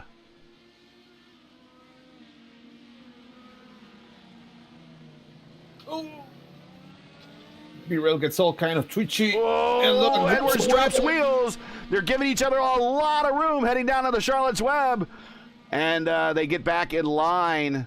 I think Logan knows he can take another stab at him. He takes a very slow and lower and slower line through the corner, but a good exit. And I'll get him back in contention, and back in contact, excuse me, as they come into the chicanes. Yeah, he had to take a very shallow line there, and there's a ton of standing water there that's never going to allow him to drop, to actually get on throttle early. So that's how he lost quite a bit of time, but he should be able to catch back up. He has been faster consistently the last few laps. And as for Roseburg and Hilgard, I'm not sure that Hilgard wants to pass him. I think we're seeing the same thing that we saw earlier with Hand and Roseborough. I don't think you want to necessarily force a move to happen. Oh, a big switch, and here it is for the lead. Turn 2. Hilgard to the front, and after everything he's had, every issue that he's had today, he now picks up the race lead.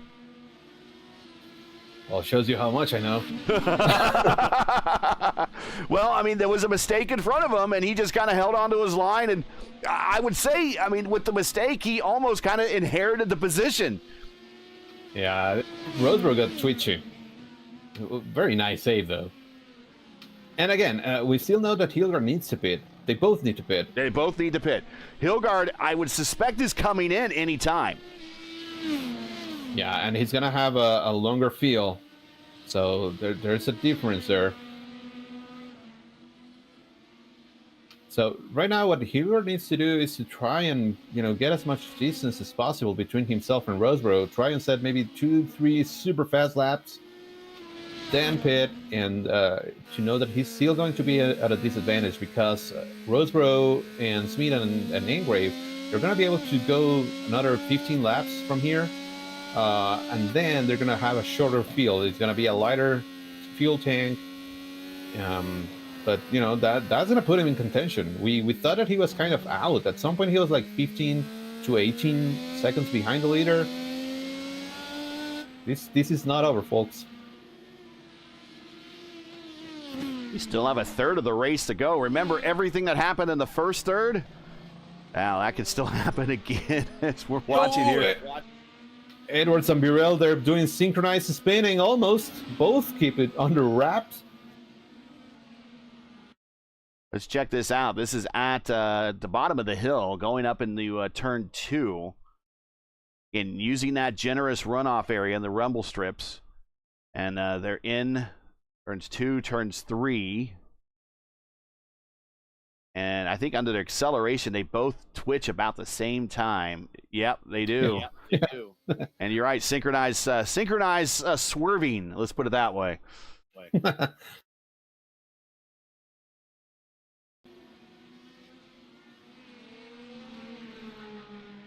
We imagine Hilgard has come to pit road about lap 65. We're at lap 62 of 90. Again, thanks everybody for joining us. And again, no spoilers for real IndyCar qualifications that are currently going on at Barber. It is a dry qualification session there, I believe. Checking chat, Caleb Brashear says, why Chicago? I don't know why they picked Chicago. Only thing I can think of is that they wanted a street race to be in a street race slot on the schedule. Since I doubt we'll ever see Washington, D.C. street course race on the sim, this might be the closest thing they have. I think a lot of people were banking on Richmond if they were going to go put a track geographically close to D.C. I think people were choosing Richmond, and I would have loved to have Richmond on the schedule. In fact, they have substituted ovals for road course races in the past in the IAS. They have substituted like Fontana for thermal before in the past. But they opted to go another street race for a street race. So that's why they picked Chicago. Not what I would have done, but, you know, I like my ovals. But I will say oval races with these cars at Richmond are not terribly good. That is true. 300 laps at Richmond would have been a long race for all of us, I think. Yes. I'm not sure I'm entirely in disagreement with having Chicago there. It's a similar style of racetrack. You know, it's also very narrow and, you know, similar to what we're going to get in real life. So, yeah. But I can also understand why we're like, really? Chicago?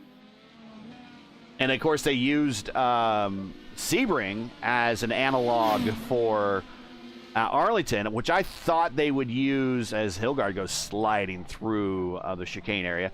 I thought they would use Texas Motor Speedway as the analog for Arlington, being that it was geographically close. But again, they opted for kind of a street race for a street race. Hilgard is really on it right now. Last time by 1:16.8, very close to the fastest lap that he also holds with a 1:16.6. He's doing exactly what we were talking about. He needs to go and lay down super fast lap times right now to try and get a little bit of an advantage right now that he has the lead, and he's going to the pits right on cue. Yep, 64 coming to 65, so this will be final stop for one of our points leaders. Also, Nick Sudik was able to make it to lap 62, so he's well on his way to be pretty much the only driver on that. Oh, he spun off of the final corner. At least he caught it. And I don't know if he spun, caught it, got out of the way. Let's go back in time and take a look. I don't want to embarrass my man. Oh, yeah, he was in the kitty litter. I mean, it might still help him with the fuel conservation thing. As he's dropping a ton of debris on the racetrack. No, he just goes to the inside to get out of the way of Hunter as he sheds all of that debris on the racetrack.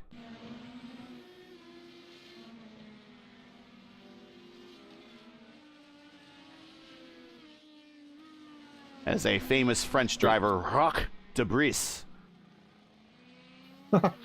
That's an old Indianapolis Motor Speedway joke. That's I've heard before, where they talk about the currently they're out on the race course clearing the French driver Debris from the racetrack.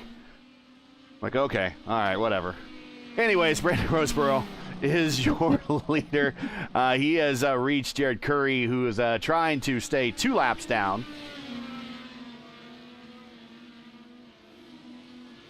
And Curry just lets him on by. JT Smeaton in second at the other end of the straightaway. JT with a bit of a recovery drive himself. Hunter Ingrave is in third. Can Hunter make this without doing any other stops? That's the question.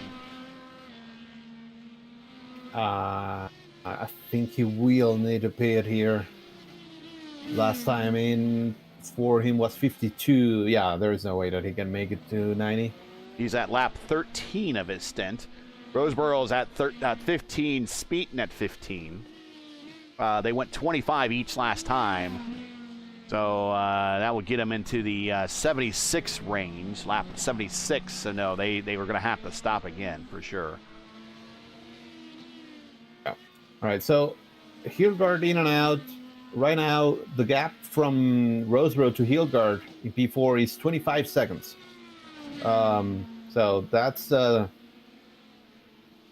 we'll see what happens when we do that merge back in, and once Roseborough does his final pit stop, he's gonna again have a shorter field. But then once he comes out, Hilgard's gonna be a little bit better on tire temperature and also he's going to be lighter on the field, so they're going to even out.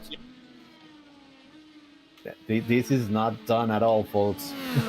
Now, in real IndyCar racing, even a shorter fill is not that much of an advantage, because in real IndyCar racing, and I don't think, again, it's simulated here in the sim, is as your fuel load through your tank on pit road reduces, the amount of weight and gravity in the tank, and the gravity, of course, to help, it's always the same, of course, but the amount of weight in the tank is reduced by the amount of fluid no longer in the tank. And so that flow out of the tank is reduced speed-wise. So early in the race, when they go in for a fill, the fluid moves at a faster rate out of the tank because there's more weight behind it. They're not pressurized tanks. Later in the race, when there's less weight of fuel in the tank, it doesn't drain as quickly. So in real IndyCar racing, the short fill is not as much of an advantage, although it is still an advantage. It's not as much of an advantage. Here, it's just going to be, the flow rate is assumed the same. Does that make sense? Does that make sense what I'm saying?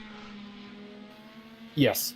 I'm trying, again, I'm applying physics, and I'm not a physics teacher, and I just want to watch racing, man. You know? Oh, wide off there, and Hilgard. Yes. Yeah, Jared Curry also goes a little wide on Charles Webb. JD Smith unable to make it by. I mean, we have only, what is it now, 13 cars? 12 cars driving around, and there's still a ton of action. So let me draw a box here. Let's say that we have 10 pounds of fluid in the tank here, and then as the tank gets half full, it's only 5 pounds. So the flow rate out of the tank is slowing down because of the weight behind it is not much. Okay, there's not a lot of weight. Yeah, that makes sense. Okay, so if they're people trying to picture it at home, there you go. That's actually flush a toilet. I think a toilet kind of does the same principle. Pretty much, yeah. It's the water in the tank. It's actually flushing everything down. Yes, and water itself has, I think it's 9 pounds a gallon or something like that. I could be wrong. Someone wants to look that up for me. So you times that by what they have in an IndyCar tank for race day, which is normally just enough to get the cars to the finish. So I'd imagine that they have about 40-ish gallons on pit road. Do the math, and that tells you how much weight initially is being pushed down when they hit the release button on the quick release for the Buckeye. I'm going to say yes. Okay. No, I think you're right. I'm just getting a little confused with all the numbers. now, Formula One, they don't have fueling anymore. I wish they did. But in Formula One, they had pressurized fueling, which made things dangerous. They put the fuel, first of all, was cold and pressurized. And that was just rules that they allowed, the teams allowed each other to do. The colder fuel burned better, burned faster, made the car faster, cooled down the engine also. But the pressurized fuel made it a problem getting it to the tank, because if you didn't have a tight seal, that's where the fuel spray happened, and that's where it would hit the exhaust, and that's where the fires occurred.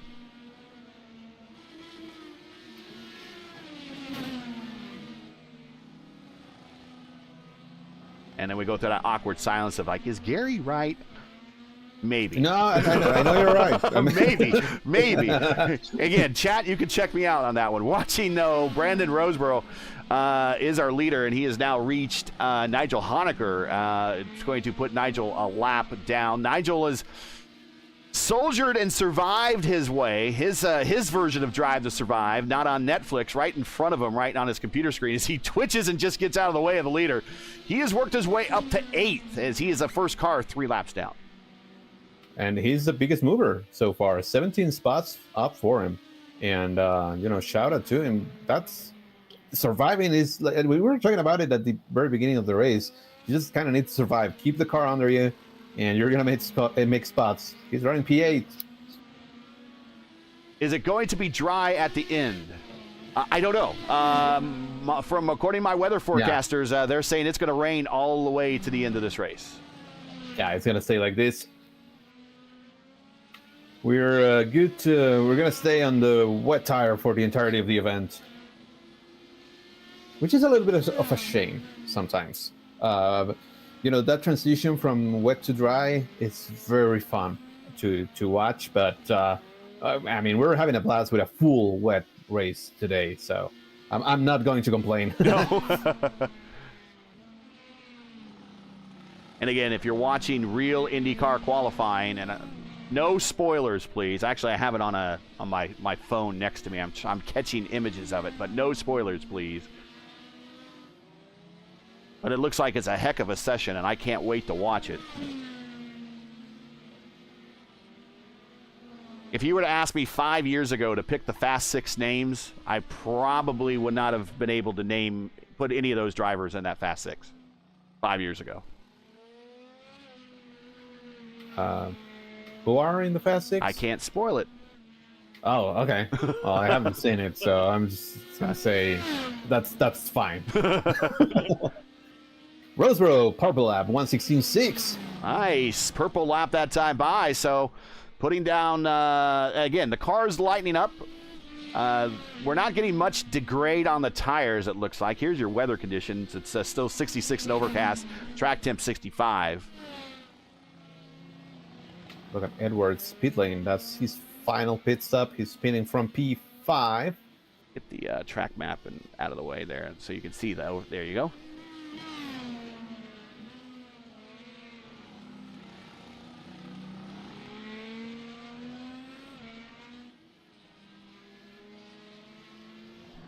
There's Smeaton in second, part of that Nexus eSports squad.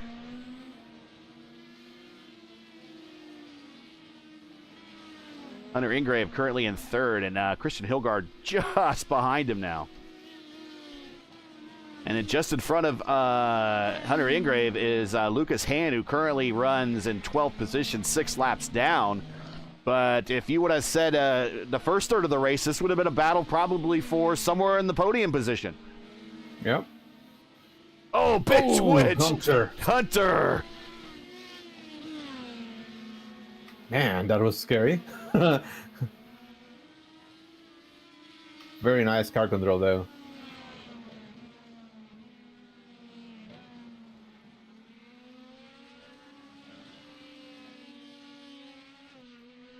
All right, so we're about that time when the leaders are going to start pitting. It's lap 73. We're expecting them probably next time by, or maybe lap 75. If they're able to squeeze one more lap, that's probably going to be beneficial for them, just so that they have a lighter fuel. But we'll see where they merge back in.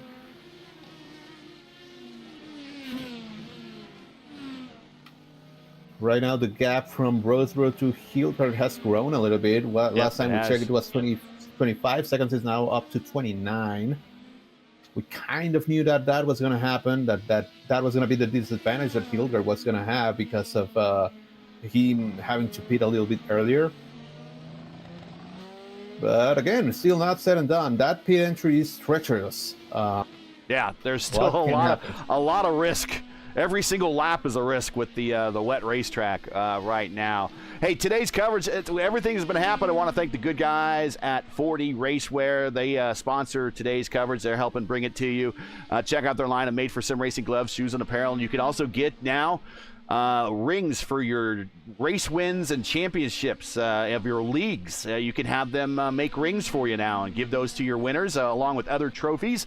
You can visit them today at 4dracewear.com or click on the link in the description. Once again, if you're just joining us, you're watching P1's coverage of the IndyCar iRacing Series Saturday Top Split presented by 4D Racewear, coming to you from BARBER. We're currently, Brandon Roseboro leads, but we think he's going to have to come to pit road for some type of late splash. Might as well throw on some new tires if it's less than 5 seconds as he twitches that car wide. Gets it back on the racetrack. Whew. There's a bit of a Code Brown moment. I'm sure he's had many of those. And let's see if he comes to pit road this time by. Thanks for joining us, everybody. Make sure to smash the like button, subscribe to the channel so you'll miss out on the next race for us. The next IIS race for us is in 3 weeks. April 18th, 2 p.m. Eastern Time. We head to the streets of St. Petersburg for the 5th time in series history. And remember, everybody, we just went through a time change, so as always, for the correct time in your area, you can find everything right here at YouTube at youtube.com/@P1 Broadcasting, so you don't want to miss it. When does the time change in Europe, Ryan? Is it already changed already, or is it about time? It changes this weekend, but Okay. I'm not sure what time exactly it changes. Give me a few minutes and I'll have a quick look for you. Yeah, make sure you just pay attention to your time change in the local area, and always hit the channel, and that should have the correct time, the stream for the correct time in your area. You can always set a reminder to it as well. 75 of 90. You're in a very wet Barber. Go time? Yeah, this is go time. Roseberry is probably going to be pitting this time by. Also want to report that Olaf Kinder, who had been doing a great job, he was running P10. He's smacked the wall, has a dangling back rear wing on his car. He's back to needs moving. Needs to answer that. And here comes Roseboro to the pits, right on cue. And again, very dangerous left-right, right-left combination coming to pit road. And then you got to get down to the 45-mile-per-hour pit road speed limit at those cones on the button. And now he just needs to hit his marks for his final stop, and this win might be his. Lines him up perfect up on the jacks. No up on the jacks. Going fuel only for our leader. Very smart. Fuel only for our leader. As a Smeaton comes in. The Smeaton do the same. Fuel only. Yeah, I was going to mention, if you go on new tires, you're going to have 1 to 2 laps where you're going to have to nurse them, and you're going to lose a ton of time. And if they're not really degrading that much, honestly, this is the best bet that they could have done. Gap to heel guard, 4.5 seconds. I said early in the race that the rain tires do degrade, but the conditions are not calling for high degradation. I thought that eventually they would start to degrade, but with the additional rainfall, the wet condition of the racetrack, the temperature, and the speed of the cars slightly back down because of conditions, they're not degrading. They're able to go to their final pit stop and do fuel only.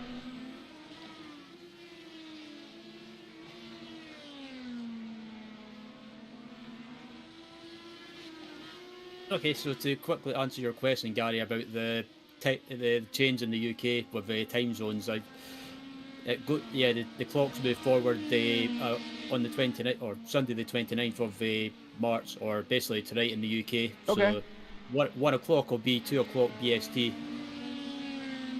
All right, there you go. Spring forward, fall back. Spring forward's always my favorite time of the year. The fall back one. Making those 7:15 Indy oval races instead of the 8:15, that makes for a quick, a rushed evening.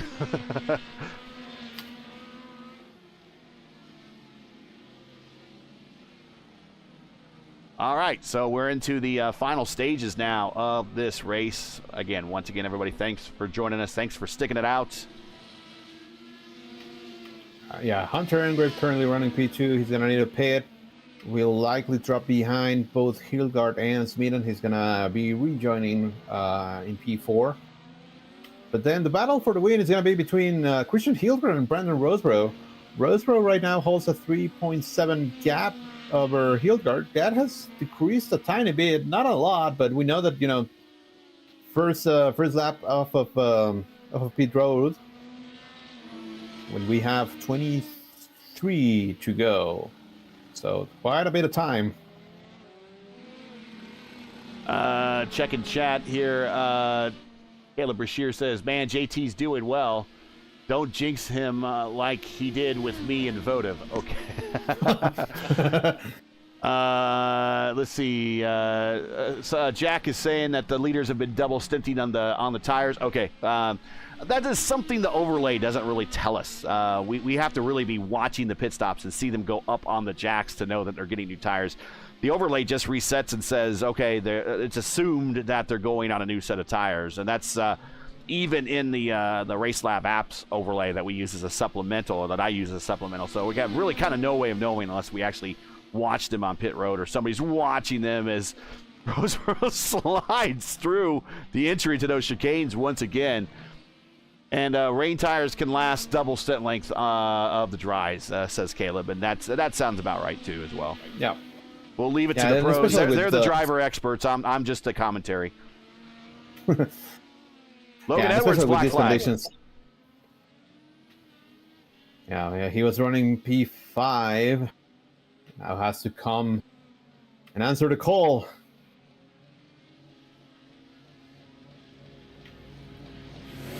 The call of the wild. Hunter Ingrave, pit road.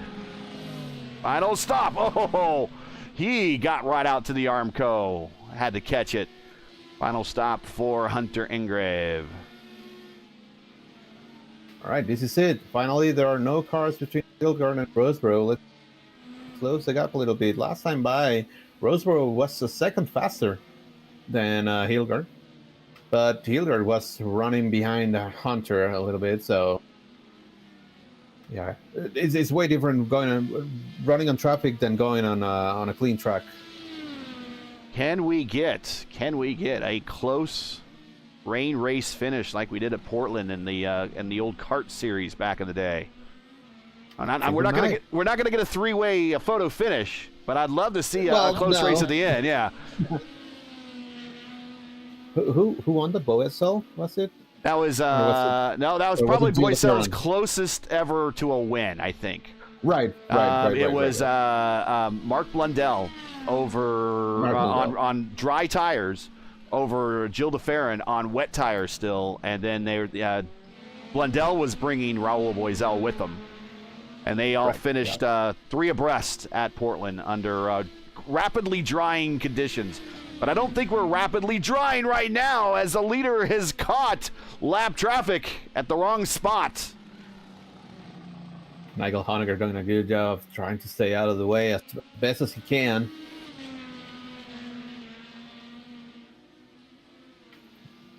Getting all sorts of loose there.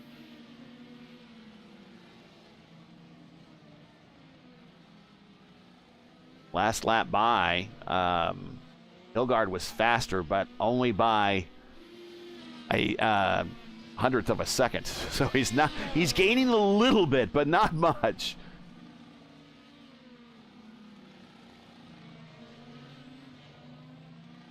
But as we have seen, things have changed. Things can change very, very quickly with with no time to react. Not trying to jinx anything. No, I don't want to jinx anybody right now.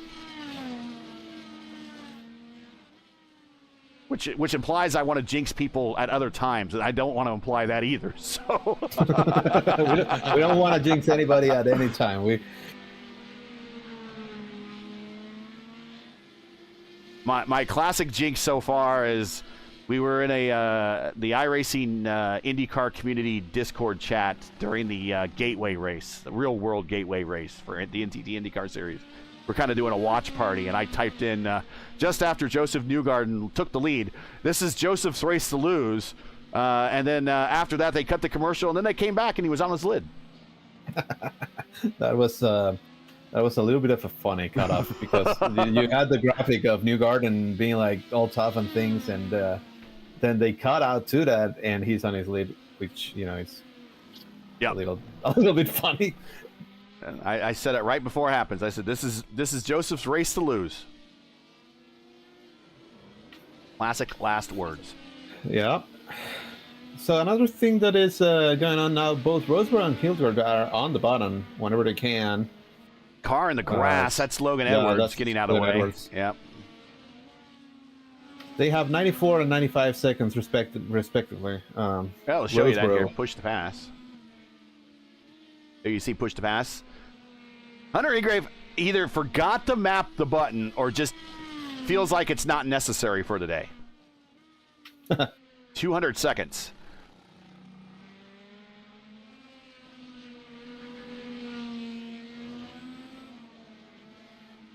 It's like playing a game of Ace Combat, not shooting a single missile.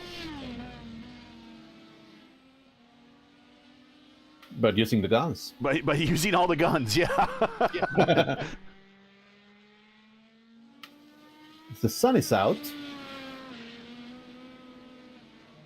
And it's gone. Back under the clouds.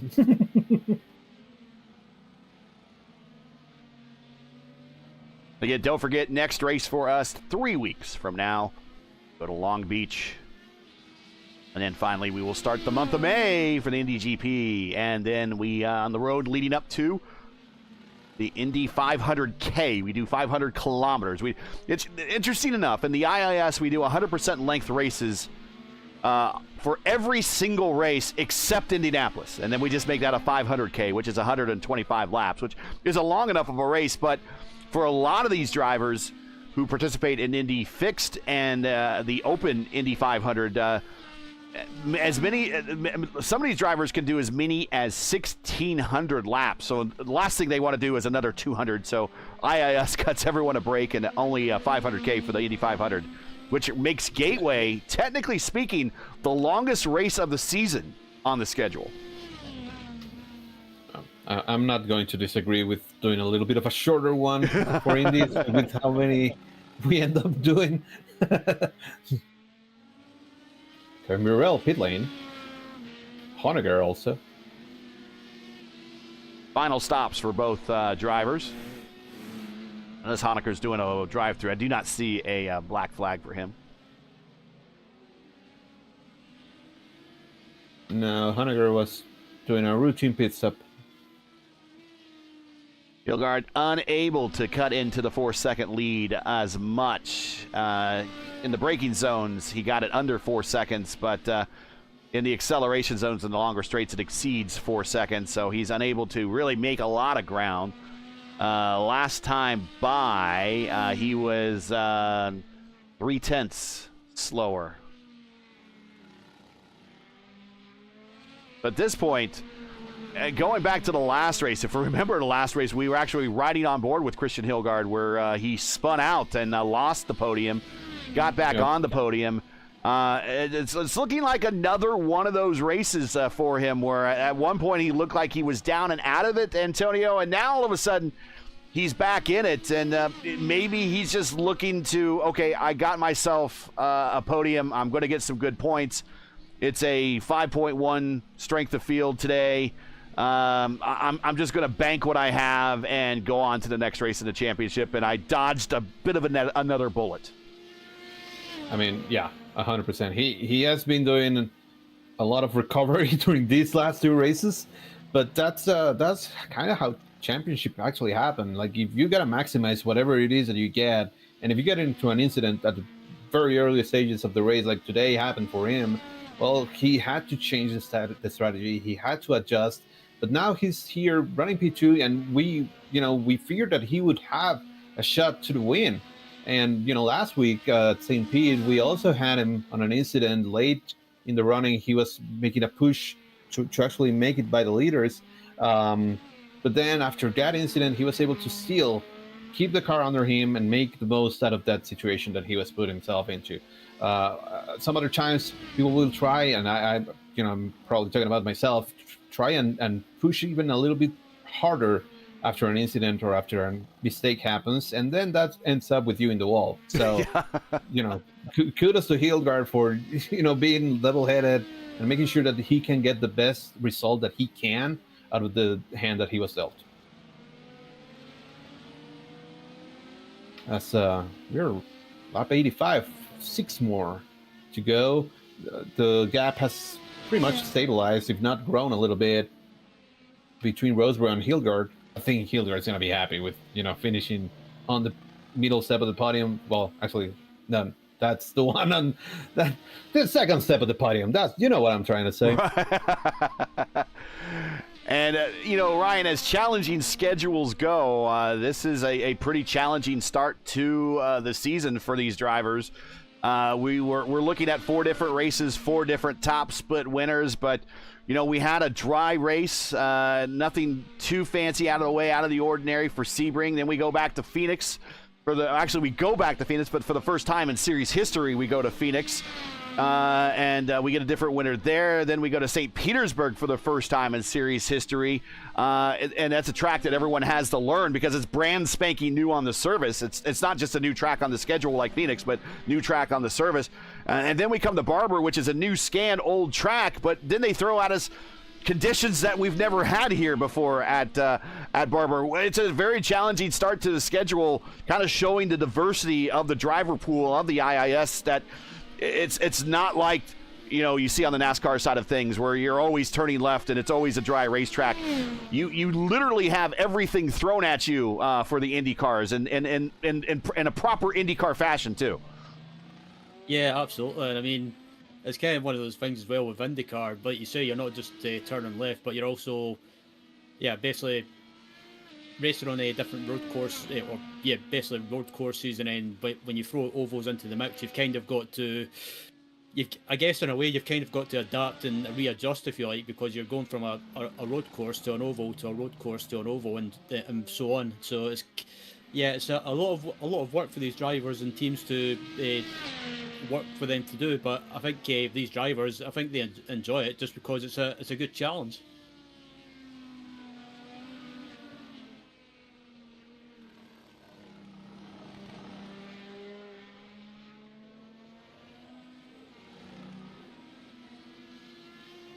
Four laps to go here as Brandon Roseborough is just making laps now. He has himself a 4-second lead over Christian Hilgard, who is settled well into the P2 position. JT Smeaton, we haven't really talked a lot about him since he's lost the race. I believe he is the number one car in this split. So if you're not familiar with that, the number one car means that you have the highest I rating coming into this race. So I don't know what his I rating is, but it was a 5.1 strength of field, so that's average I rating of the field. So I would imagine he's in the sevens for his. It's 8,500. 8,500. I understated him. I underestimated him, but forgive me, please, JT. But he's had himself. He led for some. He actually spun for the lead. But again, you have to recover from those incidents. You have to, as he almost does it again. You have to mentally put yourself in a good place where it's okay to make mistakes, because under dry conditions, in order to do well in this race, you have to have a perfect race, right? We've seen that so many times, even on oval races for you, Tony, where you make one little mistake, whether it be spinning on pit road, and it just costs you your whole opportunity, and the whole race is done. Here, because of the conditions, you're allotted a certain number of mistakes, and he could drive himself out of it, and it looks like he has. He's looking at a podium finish today. Yeah, for sure. He's done a fantastic job also doing a little bit of a recovery when he spun out of the lead. Then we saw him drop out quite a bit in relation to Roseborough, but as the field kind of settled in and he also got more used to the wet line and the way that he was driving, he was able to make it back up to a podium position, and realistically he held it for pretty much the entire race. I don't think it was ever in jeopardy, Dad. So, but also, like you said, you might get a couple of mulligans here because of the wet racetrack, and because everybody was going to have some sort of incident at one point. It's just more about managing that and making sure that you're not trying to overdrive just to make up for it. Because whenever you overdrive, that's when mistakes happen, and that's in a dry racetrack. If you start overdriving in a wet racetrack, that's when you end up in the wall. And mulligan is the appropriate term here for being the Augusta National of motorsports. I like that you like my reference. I tried to do it and make it fit.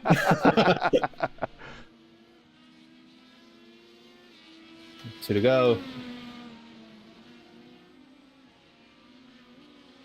And if you're not familiar with golf, if you don't know what a mulligan is, it's a golf term for basically getting a do-over. We don't have any fast repairs here in this series, but effectively it's basically like a fast repair, unofficially speaking, of course.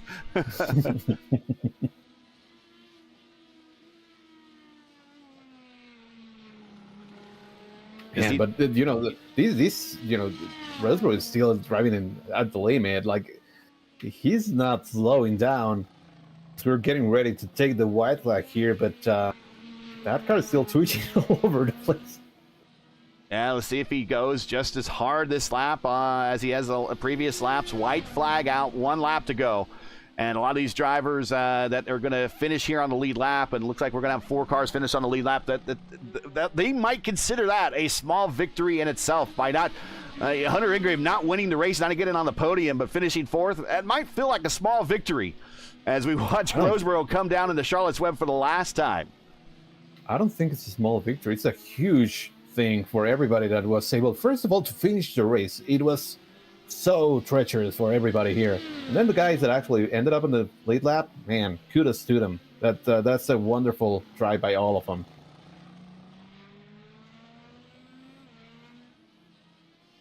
Oh boy. Yeah, right in front of the leader. But all gets out of the way. Kinder trying to let him by, but he maybe slowed down a little bit more than I would have liked.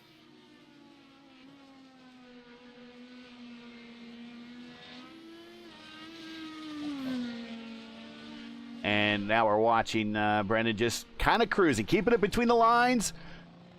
Last turn before heading for home. A win in the top split under very challenging conditions here at Barber Motorsports Park. Your winner, Brandon Roseboro, here in Birmingham. Christian Hilgard recovers to second, and JT Smeaton making the final set of corners. He will bring the car home on a bit of a recovery drive for him, and he will pick up the bottom step of the podium to wrap up the top 3.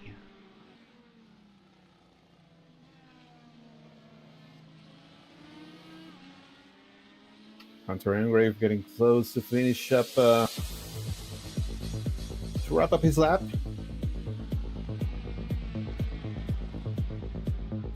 Nick Sadiq was able to make the 2-step work. At the Against the P10. 5 laps down. So he made the 2-stop work with some mileage given to him. That helps. It does. It does.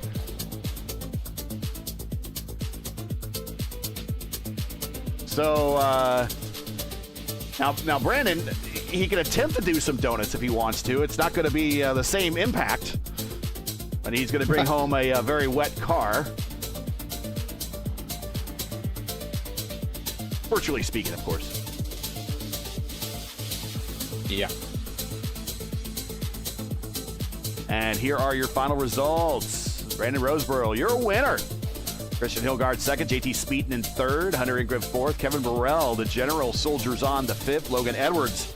He had himself an adventuresome day. He comes home in sixth. Adam Williams in his top split debut. He was a number 18 car here out of 25. And besides him and Hunter, they're the 2 lowest cars in the top 7 there. And he comes home in 7th spot. Jared Curry recovers to 8th. Honecker Soldiers and drives to survive to 9th. Nick Sadiq 2 stops at the 10th. And then we got Olav. Lucas Hand, not the finish really that is representative of the drive we saw him have. He comes home with 12th. Fluginger 13th. Emil 14th. Rashad Craig with a difficult day at 15th. Sophia Connell in 16th. Make sure to check out Sophie when she covers our Indy Next series on Monday and Tuesday night with Jacob Collins.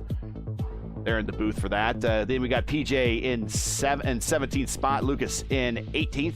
Rosa Krantz, 19th. Our pole sitter, Esteban Rodriguez. This is going to hurt him in the points. This is really going to hurt him in the points. 20th. This will probably be one of his drops. State, Kausch, Berteau. This is going to be probably one of Berteau's drops. Fillion and Kaz will be your top 25, rounding out your field there.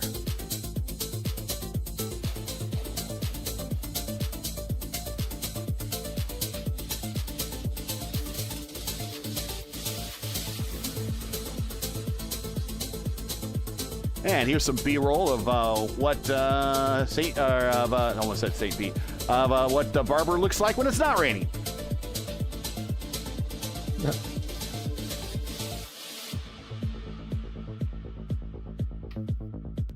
Oh, Hilgard was very close. He had 16 incidents, one more, and that would have been. Oh, that's right. That's right. Our incident count will reset. We can look at that. That'll be a topic of discussion. Our incident count actually now resets as the checkered flag and the race ends. So we now see those that had additional struggles out there. And there it was. I'm looking at these numbers and look at the winner. Unbelievably, Brandon only had 5 incidents today. 5. I mean, I can get 5 in a sprint race here.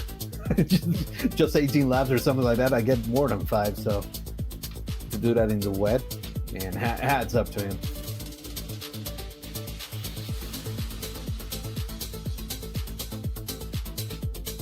Who had the most? Lucas Ham, 28.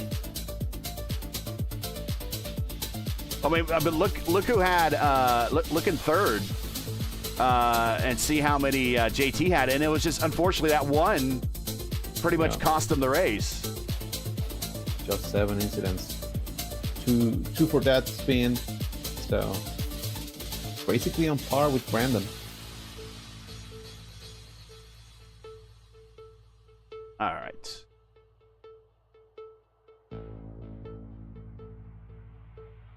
Bring back the video here for replays. And I mean, it's a near flawless race for JT, and it's just he had to, there was just no way to recover it. We'll talk to him about that here coming up right now. If he joins us in chat, I don't know if he's here or not. Hopefully he is. Find out more from these drivers, learn about these conditions, how much of a challenge it was.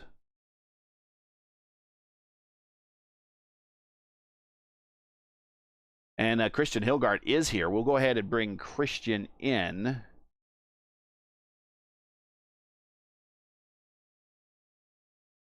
And I don't know if we'll get JT or not.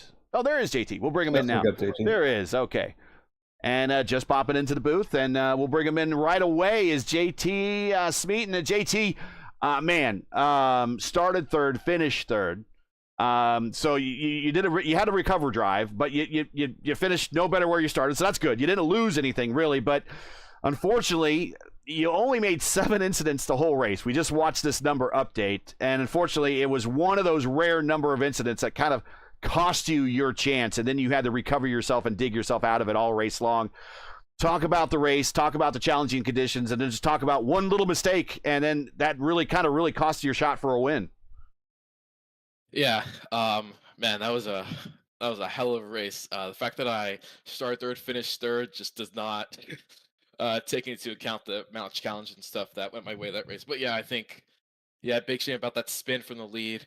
It was still early in the race. I think most of the drivers were still learning the tracks, where the puddles were, stuff like that. So it was a tough moment there. I think that cost me around 8 seconds maybe.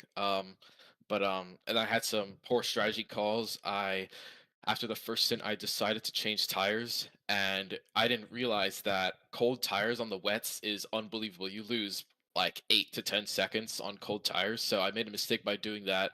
And then I continued on those set of tires for the next 3 stints, so I think I did 70 laps on the set of tires. By the end, pretty crazy. But by the last 15 laps, I just couldn't quite keep up with Brandon and Christian. But happy to finish third after everything. This is a big learning curve, big learning race for me. So I'm glad that I even managed to finish that race, because after that spin, I was getting a little skeptical over when I would make my next mistake. But it was a great race by everyone who finished. Wasn't easy. Oh, go ahead, Antonio. Yeah, we figured it was going to be kind of like a marathon, right? And especially adding how the conditions were changing, because we started with on a dry racetrack when we were qualifying, and then it started moving to a lightly wet racetrack, maybe a little damp, and now perhaps by the middle of the first stint, it was full on wet. How did you manage to start changing your line, to adjusting to how to drive it? How difficult was out there, and how tired are you right now? Yeah, I am very tired right now. A 2-hour race like 2 hour race in the wet is just a recipe for disaster. I'm probably gonna go take a nap after this because I am absolutely shredded. You've earned it, man. But yeah, going back to that crossover point, it's I thought qualifying was going to be wet, but then we had that dry patch, so it was just about getting the laps in as soon as possible. And then when the race started, I think for maybe the first lap or so, it would have been alternate weather. But it very quickly crossed over, and it's very tricky to judge that crossover point because the track was very rubbered in when we had qualifying. So if the track starts to get more moist and stuff like that, the rubbered in part of the track, it's very, very slippery. So you basically have to do an inverse racing line, the complete opposite of it. But yeah, I think as the race went on, it got a little better because that rubber started to wash away. But at the start of the race, there were a lot of people going off, I think, because judging where the rubber is initially was very difficult. For sure. Well, congratulations, man. Like you said at the beginning, started P3, finished P3, kind of doesn't really paint the picture of what exactly happened during that race. But you survived the gauntlet. The gauntlet. You did an amazing job. And any shout outs, friends, family, anybody you want to say hi to before we let you go? Yeah, for sure. First off, big shout out to Nexus Esports, Jack, Esteban, Leon, and especially Jason Middleton for the setup. This is only my second race with them, and I'm really grateful for everything that they've done for me, and I really appreciate them for just taking me in, teaching me everything, and not hiding any secrets, stuff like that. But yeah, very grateful to them. So this P3 is for them. Big thanks to them. JT Smeaton third today under very challenging conditions. We'll see in a couple weeks, hopefully again when we go to Long Beach as we get closer and closer to the month of May. But until then, we will catch you at the next one. Thank you, guys. Take care. As JT Smeaton and his first appearance here on the top split podium. Good to have him. I trust we will see more of him on the top split podiums in varying positions of it. I'm sure the top step eventually. Let's bring down Christian Hilgard. Here is Christian joining us in the booth. And again, it's second verse, just like the first, I guess. If you look at the last race, a little bit of action there, a little bit of bad luck cost you a better finish. A little bit of bad luck here maybe cost you a better finish. But the race conditions at least allowed you to hang on to some track position there instead of driving around a wet, dry track with one wing plane missing. You raced around a wet track with one wing plane missing. And that was kind of the great equalizer. You were able to hold on to that track position a little bit longer until you were finally forced just to come to pit road. But a little bit of bad luck again, but a little bit of bad luck that was able to be recovered from in another podium interview. Here we are. This is how championships are won. Yeah, I think this was a big result considering what happened in that first stint. Honestly, not too happy with what happened on lap 2. I don't think there's any reason to be that aggressive on lap 2 of a 90-lap race in the rain. Like, just chill out. You don't have to full send it into the roller coaster. So I wasn't too happy about that. And at first I didn't really realize how bad the damage was. Obviously, I was missing half a wing. But it's pretty hard to see that from the cockpit. It is possible. And then I just plowed off in the corkscrew or museum corner. So yeah, that was a tough first stint, and I was honestly kind of mentally out of it. And I think I realized too late that the win was still on here. If I'd realized that, maybe I would have been able to do something. But in the end, Brandon was super quick, and I was sitting on 16 incident points out of 17 before drive-through. So in the final stint, I just decided, okay, maybe it's better to play the championship game and bring it home in second rather than like going full push and going off track and getting a drive-through. Discretion and valor. I gotcha. Yeah, because we saw, towards the end of the race that you actually had an outside shot. I mean, you were going to have to do, Brandon was going to have a lighter fuel cell for that final stint, but you were kind of there. You were very, very fast, and you were putting in some really fast lap times. And then I saw the incident, kind of like, okay, that makes sense. But how mentally draining was it driving in the rain and going from a lightly wet racetrack to a fully wet racetrack?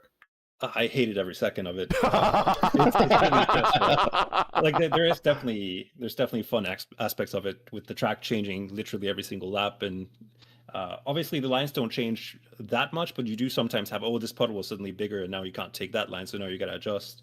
And I think that was a learning process throughout the entire race. That was really fun. Um, but man, it takes a lot of brain power to stay focused on keeping the track or covering the track the entire time. Well, you did a fantastic job, man. You brought it back to P2 after having that incident early on, and it's great to be able to talk to you again after another strong performance. I know that you probably wanted more, but still a great recovery drive. So congratulations on that. Do you have any shout outs, friends, family, anybody you want to say hi before we let you go? Yeah, shout out to the entire team. I think we had a really, really good car here for dry conditions. We were kind of banking on there not being a wet race, and I think that showed today. The team had a bit of a rough race all around, but they did a great job putting together a car that can probably compete with anyone in the dry conditions. So we can be really happy with that. We got some strong results in the dry yesterday. Also, a big shout out to the sponsors, to P1 Docs and to Cosmology, and to you guys for the great broadcast as always. All right, thanks, Christian. We don't know how the points are going to shake out after this, but we assume that you'll be up at the top when we pick this back up again here in 3 weeks at Long Beach. We will see you there, which we know that you guys will definitely have your game faces on and hopefully another dry race for that event. But we'll catch you at Long Beach here in a couple weeks. Yeah, thank you, Gary. And that is Christian Hilgard with P2 today. Let's bring down Brandon Roseborough. Here is Brandon joining us in the booth. And Brandon, the biggest thing really, we look at your stats, and you had a very consistent day, but the one stat that gets us is only 5 incidents in a race that was rain and had traffic and people spinning off in front of you and contact, and only 5 incident points for you all race long. How did you do it? Honestly, that was probably some of the toughest driving I've done in such a long time. Like that required so much focus. And I think that's where it made the difference is even like with driving, you have to focus on keeping the car under control, and trying to keep up pace. But in the wet, that's multiplied like tenfold. So knowing the rain lines definitely helped. Being able to maintain some pace also helped as well. But knowing all that allowed me to focus a little bit more on the strategy side. I think that's what made the biggest difference today for me. And we also, Brandon, congratulations on the win. We also saw you be like very cautious in when making moves, like making sure that they would stick. Both Lucas Hand and yourself moved through the field at the very beginning of the race and during that first half of it, but then you kind of stayed very close to Lucas. You had a ton of pace, but we kind of saw that Lucas was a little bit more twitchy, a little bit more aggressive every single lap, and you didn't try to force any. You didn't try to force any moves that would not stick. So, what was your thought process behind it? Definitely. Yeah, so Lucas was absolutely rapid in the wet. Like he had my number, no doubt about it. So once he got by me, I kind of just like followed his lines. I was like, okay, that's where the grip is, that's where the pace is. So I kind of just tried to stick with him as best I could, and then eventually he had his mistake, but I kept what I learned, and then I used that to affect when Christian started coming back against me. Well, that was an amazing drive, and I also want to wonder what how are you after the race? I imagine that you're a little bit tired, both mentally and physically, because it takes a lot of time and needs a lot of effort to do this for 2+ hours consistently.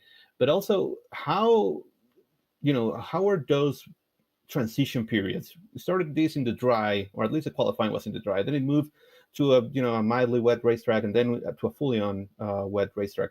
How would you adjust, and what was how did you do that? Okay, so at the start when the warm-up session first loaded, there was a little bit of rain, and that kind of gave me a heads up that hey, like the track is not going to have as much grip as it normally would. And then that also carried over into qualifying as well. Like the times were a little bit slower than what we had earlier in the week. So I knew that it was going to start to rain. Also, I checked the forecast as well. I saw that it was going to rain for the majority of the race. So I kept that in mind. And then as the race started, the rain started coming down a little bit heavier, and I knew some people weren't as confident in the rain. So I kind of had to use that to my advantage. So that's when I made a lot of my high percentage moves, made sure that I wasn't going to hit the rubber and like lock up and hit somebody, or hit the rubber in a really fast corner and then spin off into the wall. So just being cautious and making high percentage moves was the biggest thing. Well, that's awesome, man. Congratulations. That was a heck of a drive. And well, do you have anybody you want to say hi to? Any shout outs, friends, family, sponsors before we let you go? Yeah, shout out to the community for always, showing up, having great races. Shout out to you guys for putting on the broadcasts regularly. It's always awesome. Definitely gonna watch it back after this. And shout out to and then I just want to say, like, shout out to my cousin. Like, he actually passed away recently, so I just want to say rest in peace to him. But we're going home to see him soon. So. Oh, sorry to hear that, but congratulations on the win. I'm sure your whole family will be very happy for you, and I know. I'm sure you'll watch this stream many times now because it's the one you always win. So I don't blame you for doing that, but you should like it. And the conditions out there definitely challenging. It seems like there's naps across the board or in call for everybody later today. So go catch some rest, Brandon. And now a championship player now getting a big top split win. This is going to be a big payday for you. Points will be rewarded at the end of this one, and going into Long Beach, you're going to kind of be in the middle of all this. So only halfway through the season, not even halfway through the season, might be able to make a run at this championship. But congratulations on the first big top split win, and we'll see you rested up when we get to Long Beach here in a couple weeks. Absolutely. Thanks so much, guys. Take care. We'll bring down Justin Petschauer to join us. Justin, full wet race here. Everyone, every single lap was in the rain. How was your race, and how did you survive? This is the IIS ambassador of the community, Justin Petschauer. Go right ahead, man. I was going to say this. Hell of a job by the guys back in the shop. P1 Docs, if you want the best damn setups when it comes to IndyCar racing on iRacing, p1docs.com. They're absolutely worth it. As the old saying goes, Split 3, gut instinct, trust it. What I mean by that, don't qualify, start near the back of the field, and you'll get one heck of a damn good finish. Started 23rd, first top 5 of the year, finished 4th. We would have had a podium, but kind of nerfed ourselves on the pit strategy there. All in all, if you want to know how to race, drive in the rain properly, especially in this car, short shift, play with the throttle a little bit. Even at times, just use a little bit of the brake. It'll absolutely help. And if you're behind somebody and there's a ton of spray coming at you on the aero screen there, you can actually move out of line. That way you can actually see your braking point going into the corner. Other than that, I am beat. I am tired. I'm going to go get behind a fan for a while, grab a snack to something to snack on, and I'm going to drink my electrolyte. They don't pay me, but if you want some of the best hydration, the same thing the Paddle Award uses, get electrolyte. Hey, Antonio, I don't know who your boss of the race is, but for the sounds of things, we might give Justin an honorary boss of the race after he went from 23rd to 4th in his race. But your boss of the race and final thoughts here of this full wet one at Barber. Yeah, I mean, first of all, to Justin, that's a great finishing P4. Just finishing this race was an achievement in my book. As for our race, I'm going to give a shout out to Lucas Hand. He was so entertaining to watch and made that first half of the race a lot of fun. And Nigel Honegger, he moved up 16 spots. So that was a great day for him. As for final thoughts of the race, man, what a treat we got. A full-on wet race. I didn't think we were going to get one, and it certainly delivered. There was action nonstop everywhere, different strategies, things that would change from one lap to the other, different track conditions. We got the whole package, man. Potentially the only thing that we were missing was that at some point, especially perhaps on the closing stages for it to start drying out. But that would just be like the cherry on top of the cake. It was amazing, and I wish that we get more wet races. I mean, and I say that from the safety and comfort of the booth, as opposed to the drivers that actually have to deal with that. But it makes it a lot of fun for me, and and very entertaining. But yeah, that and looking forward to Long Beach. Drama brings the views. Ryan, good to have you back after missing St. Pete. Off to Long Beach next, but wet conditions today. Probably going to be a little bit more ideal when we get to the streets of SoCal. One of the signature races of the NTT IndyCar schedule.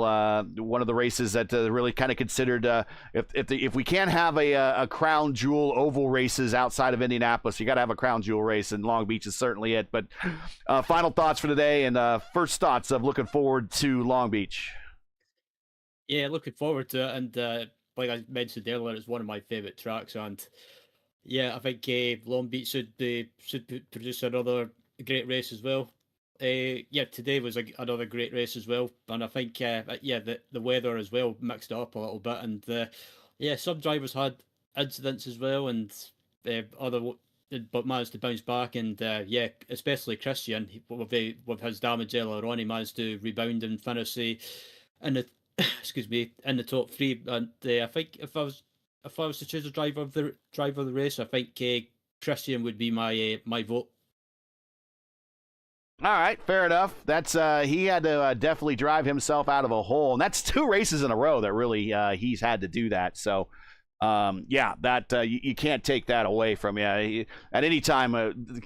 Considering it's just a sim, and some people might just shudder when I say that it's a video game. You know, at some point you're just like, okay, I got to walk away from this thing. But frustration didn't take over, and he just stayed in it. So, props to Christian. Well, let's wrap it up, guys. Give everyone back their Saturdays, and everyone can go, if you have not done so already, and check out the IndyCar qualifying for real for the NTT IndyCar Series, which just wrapped up not too long ago at Barber.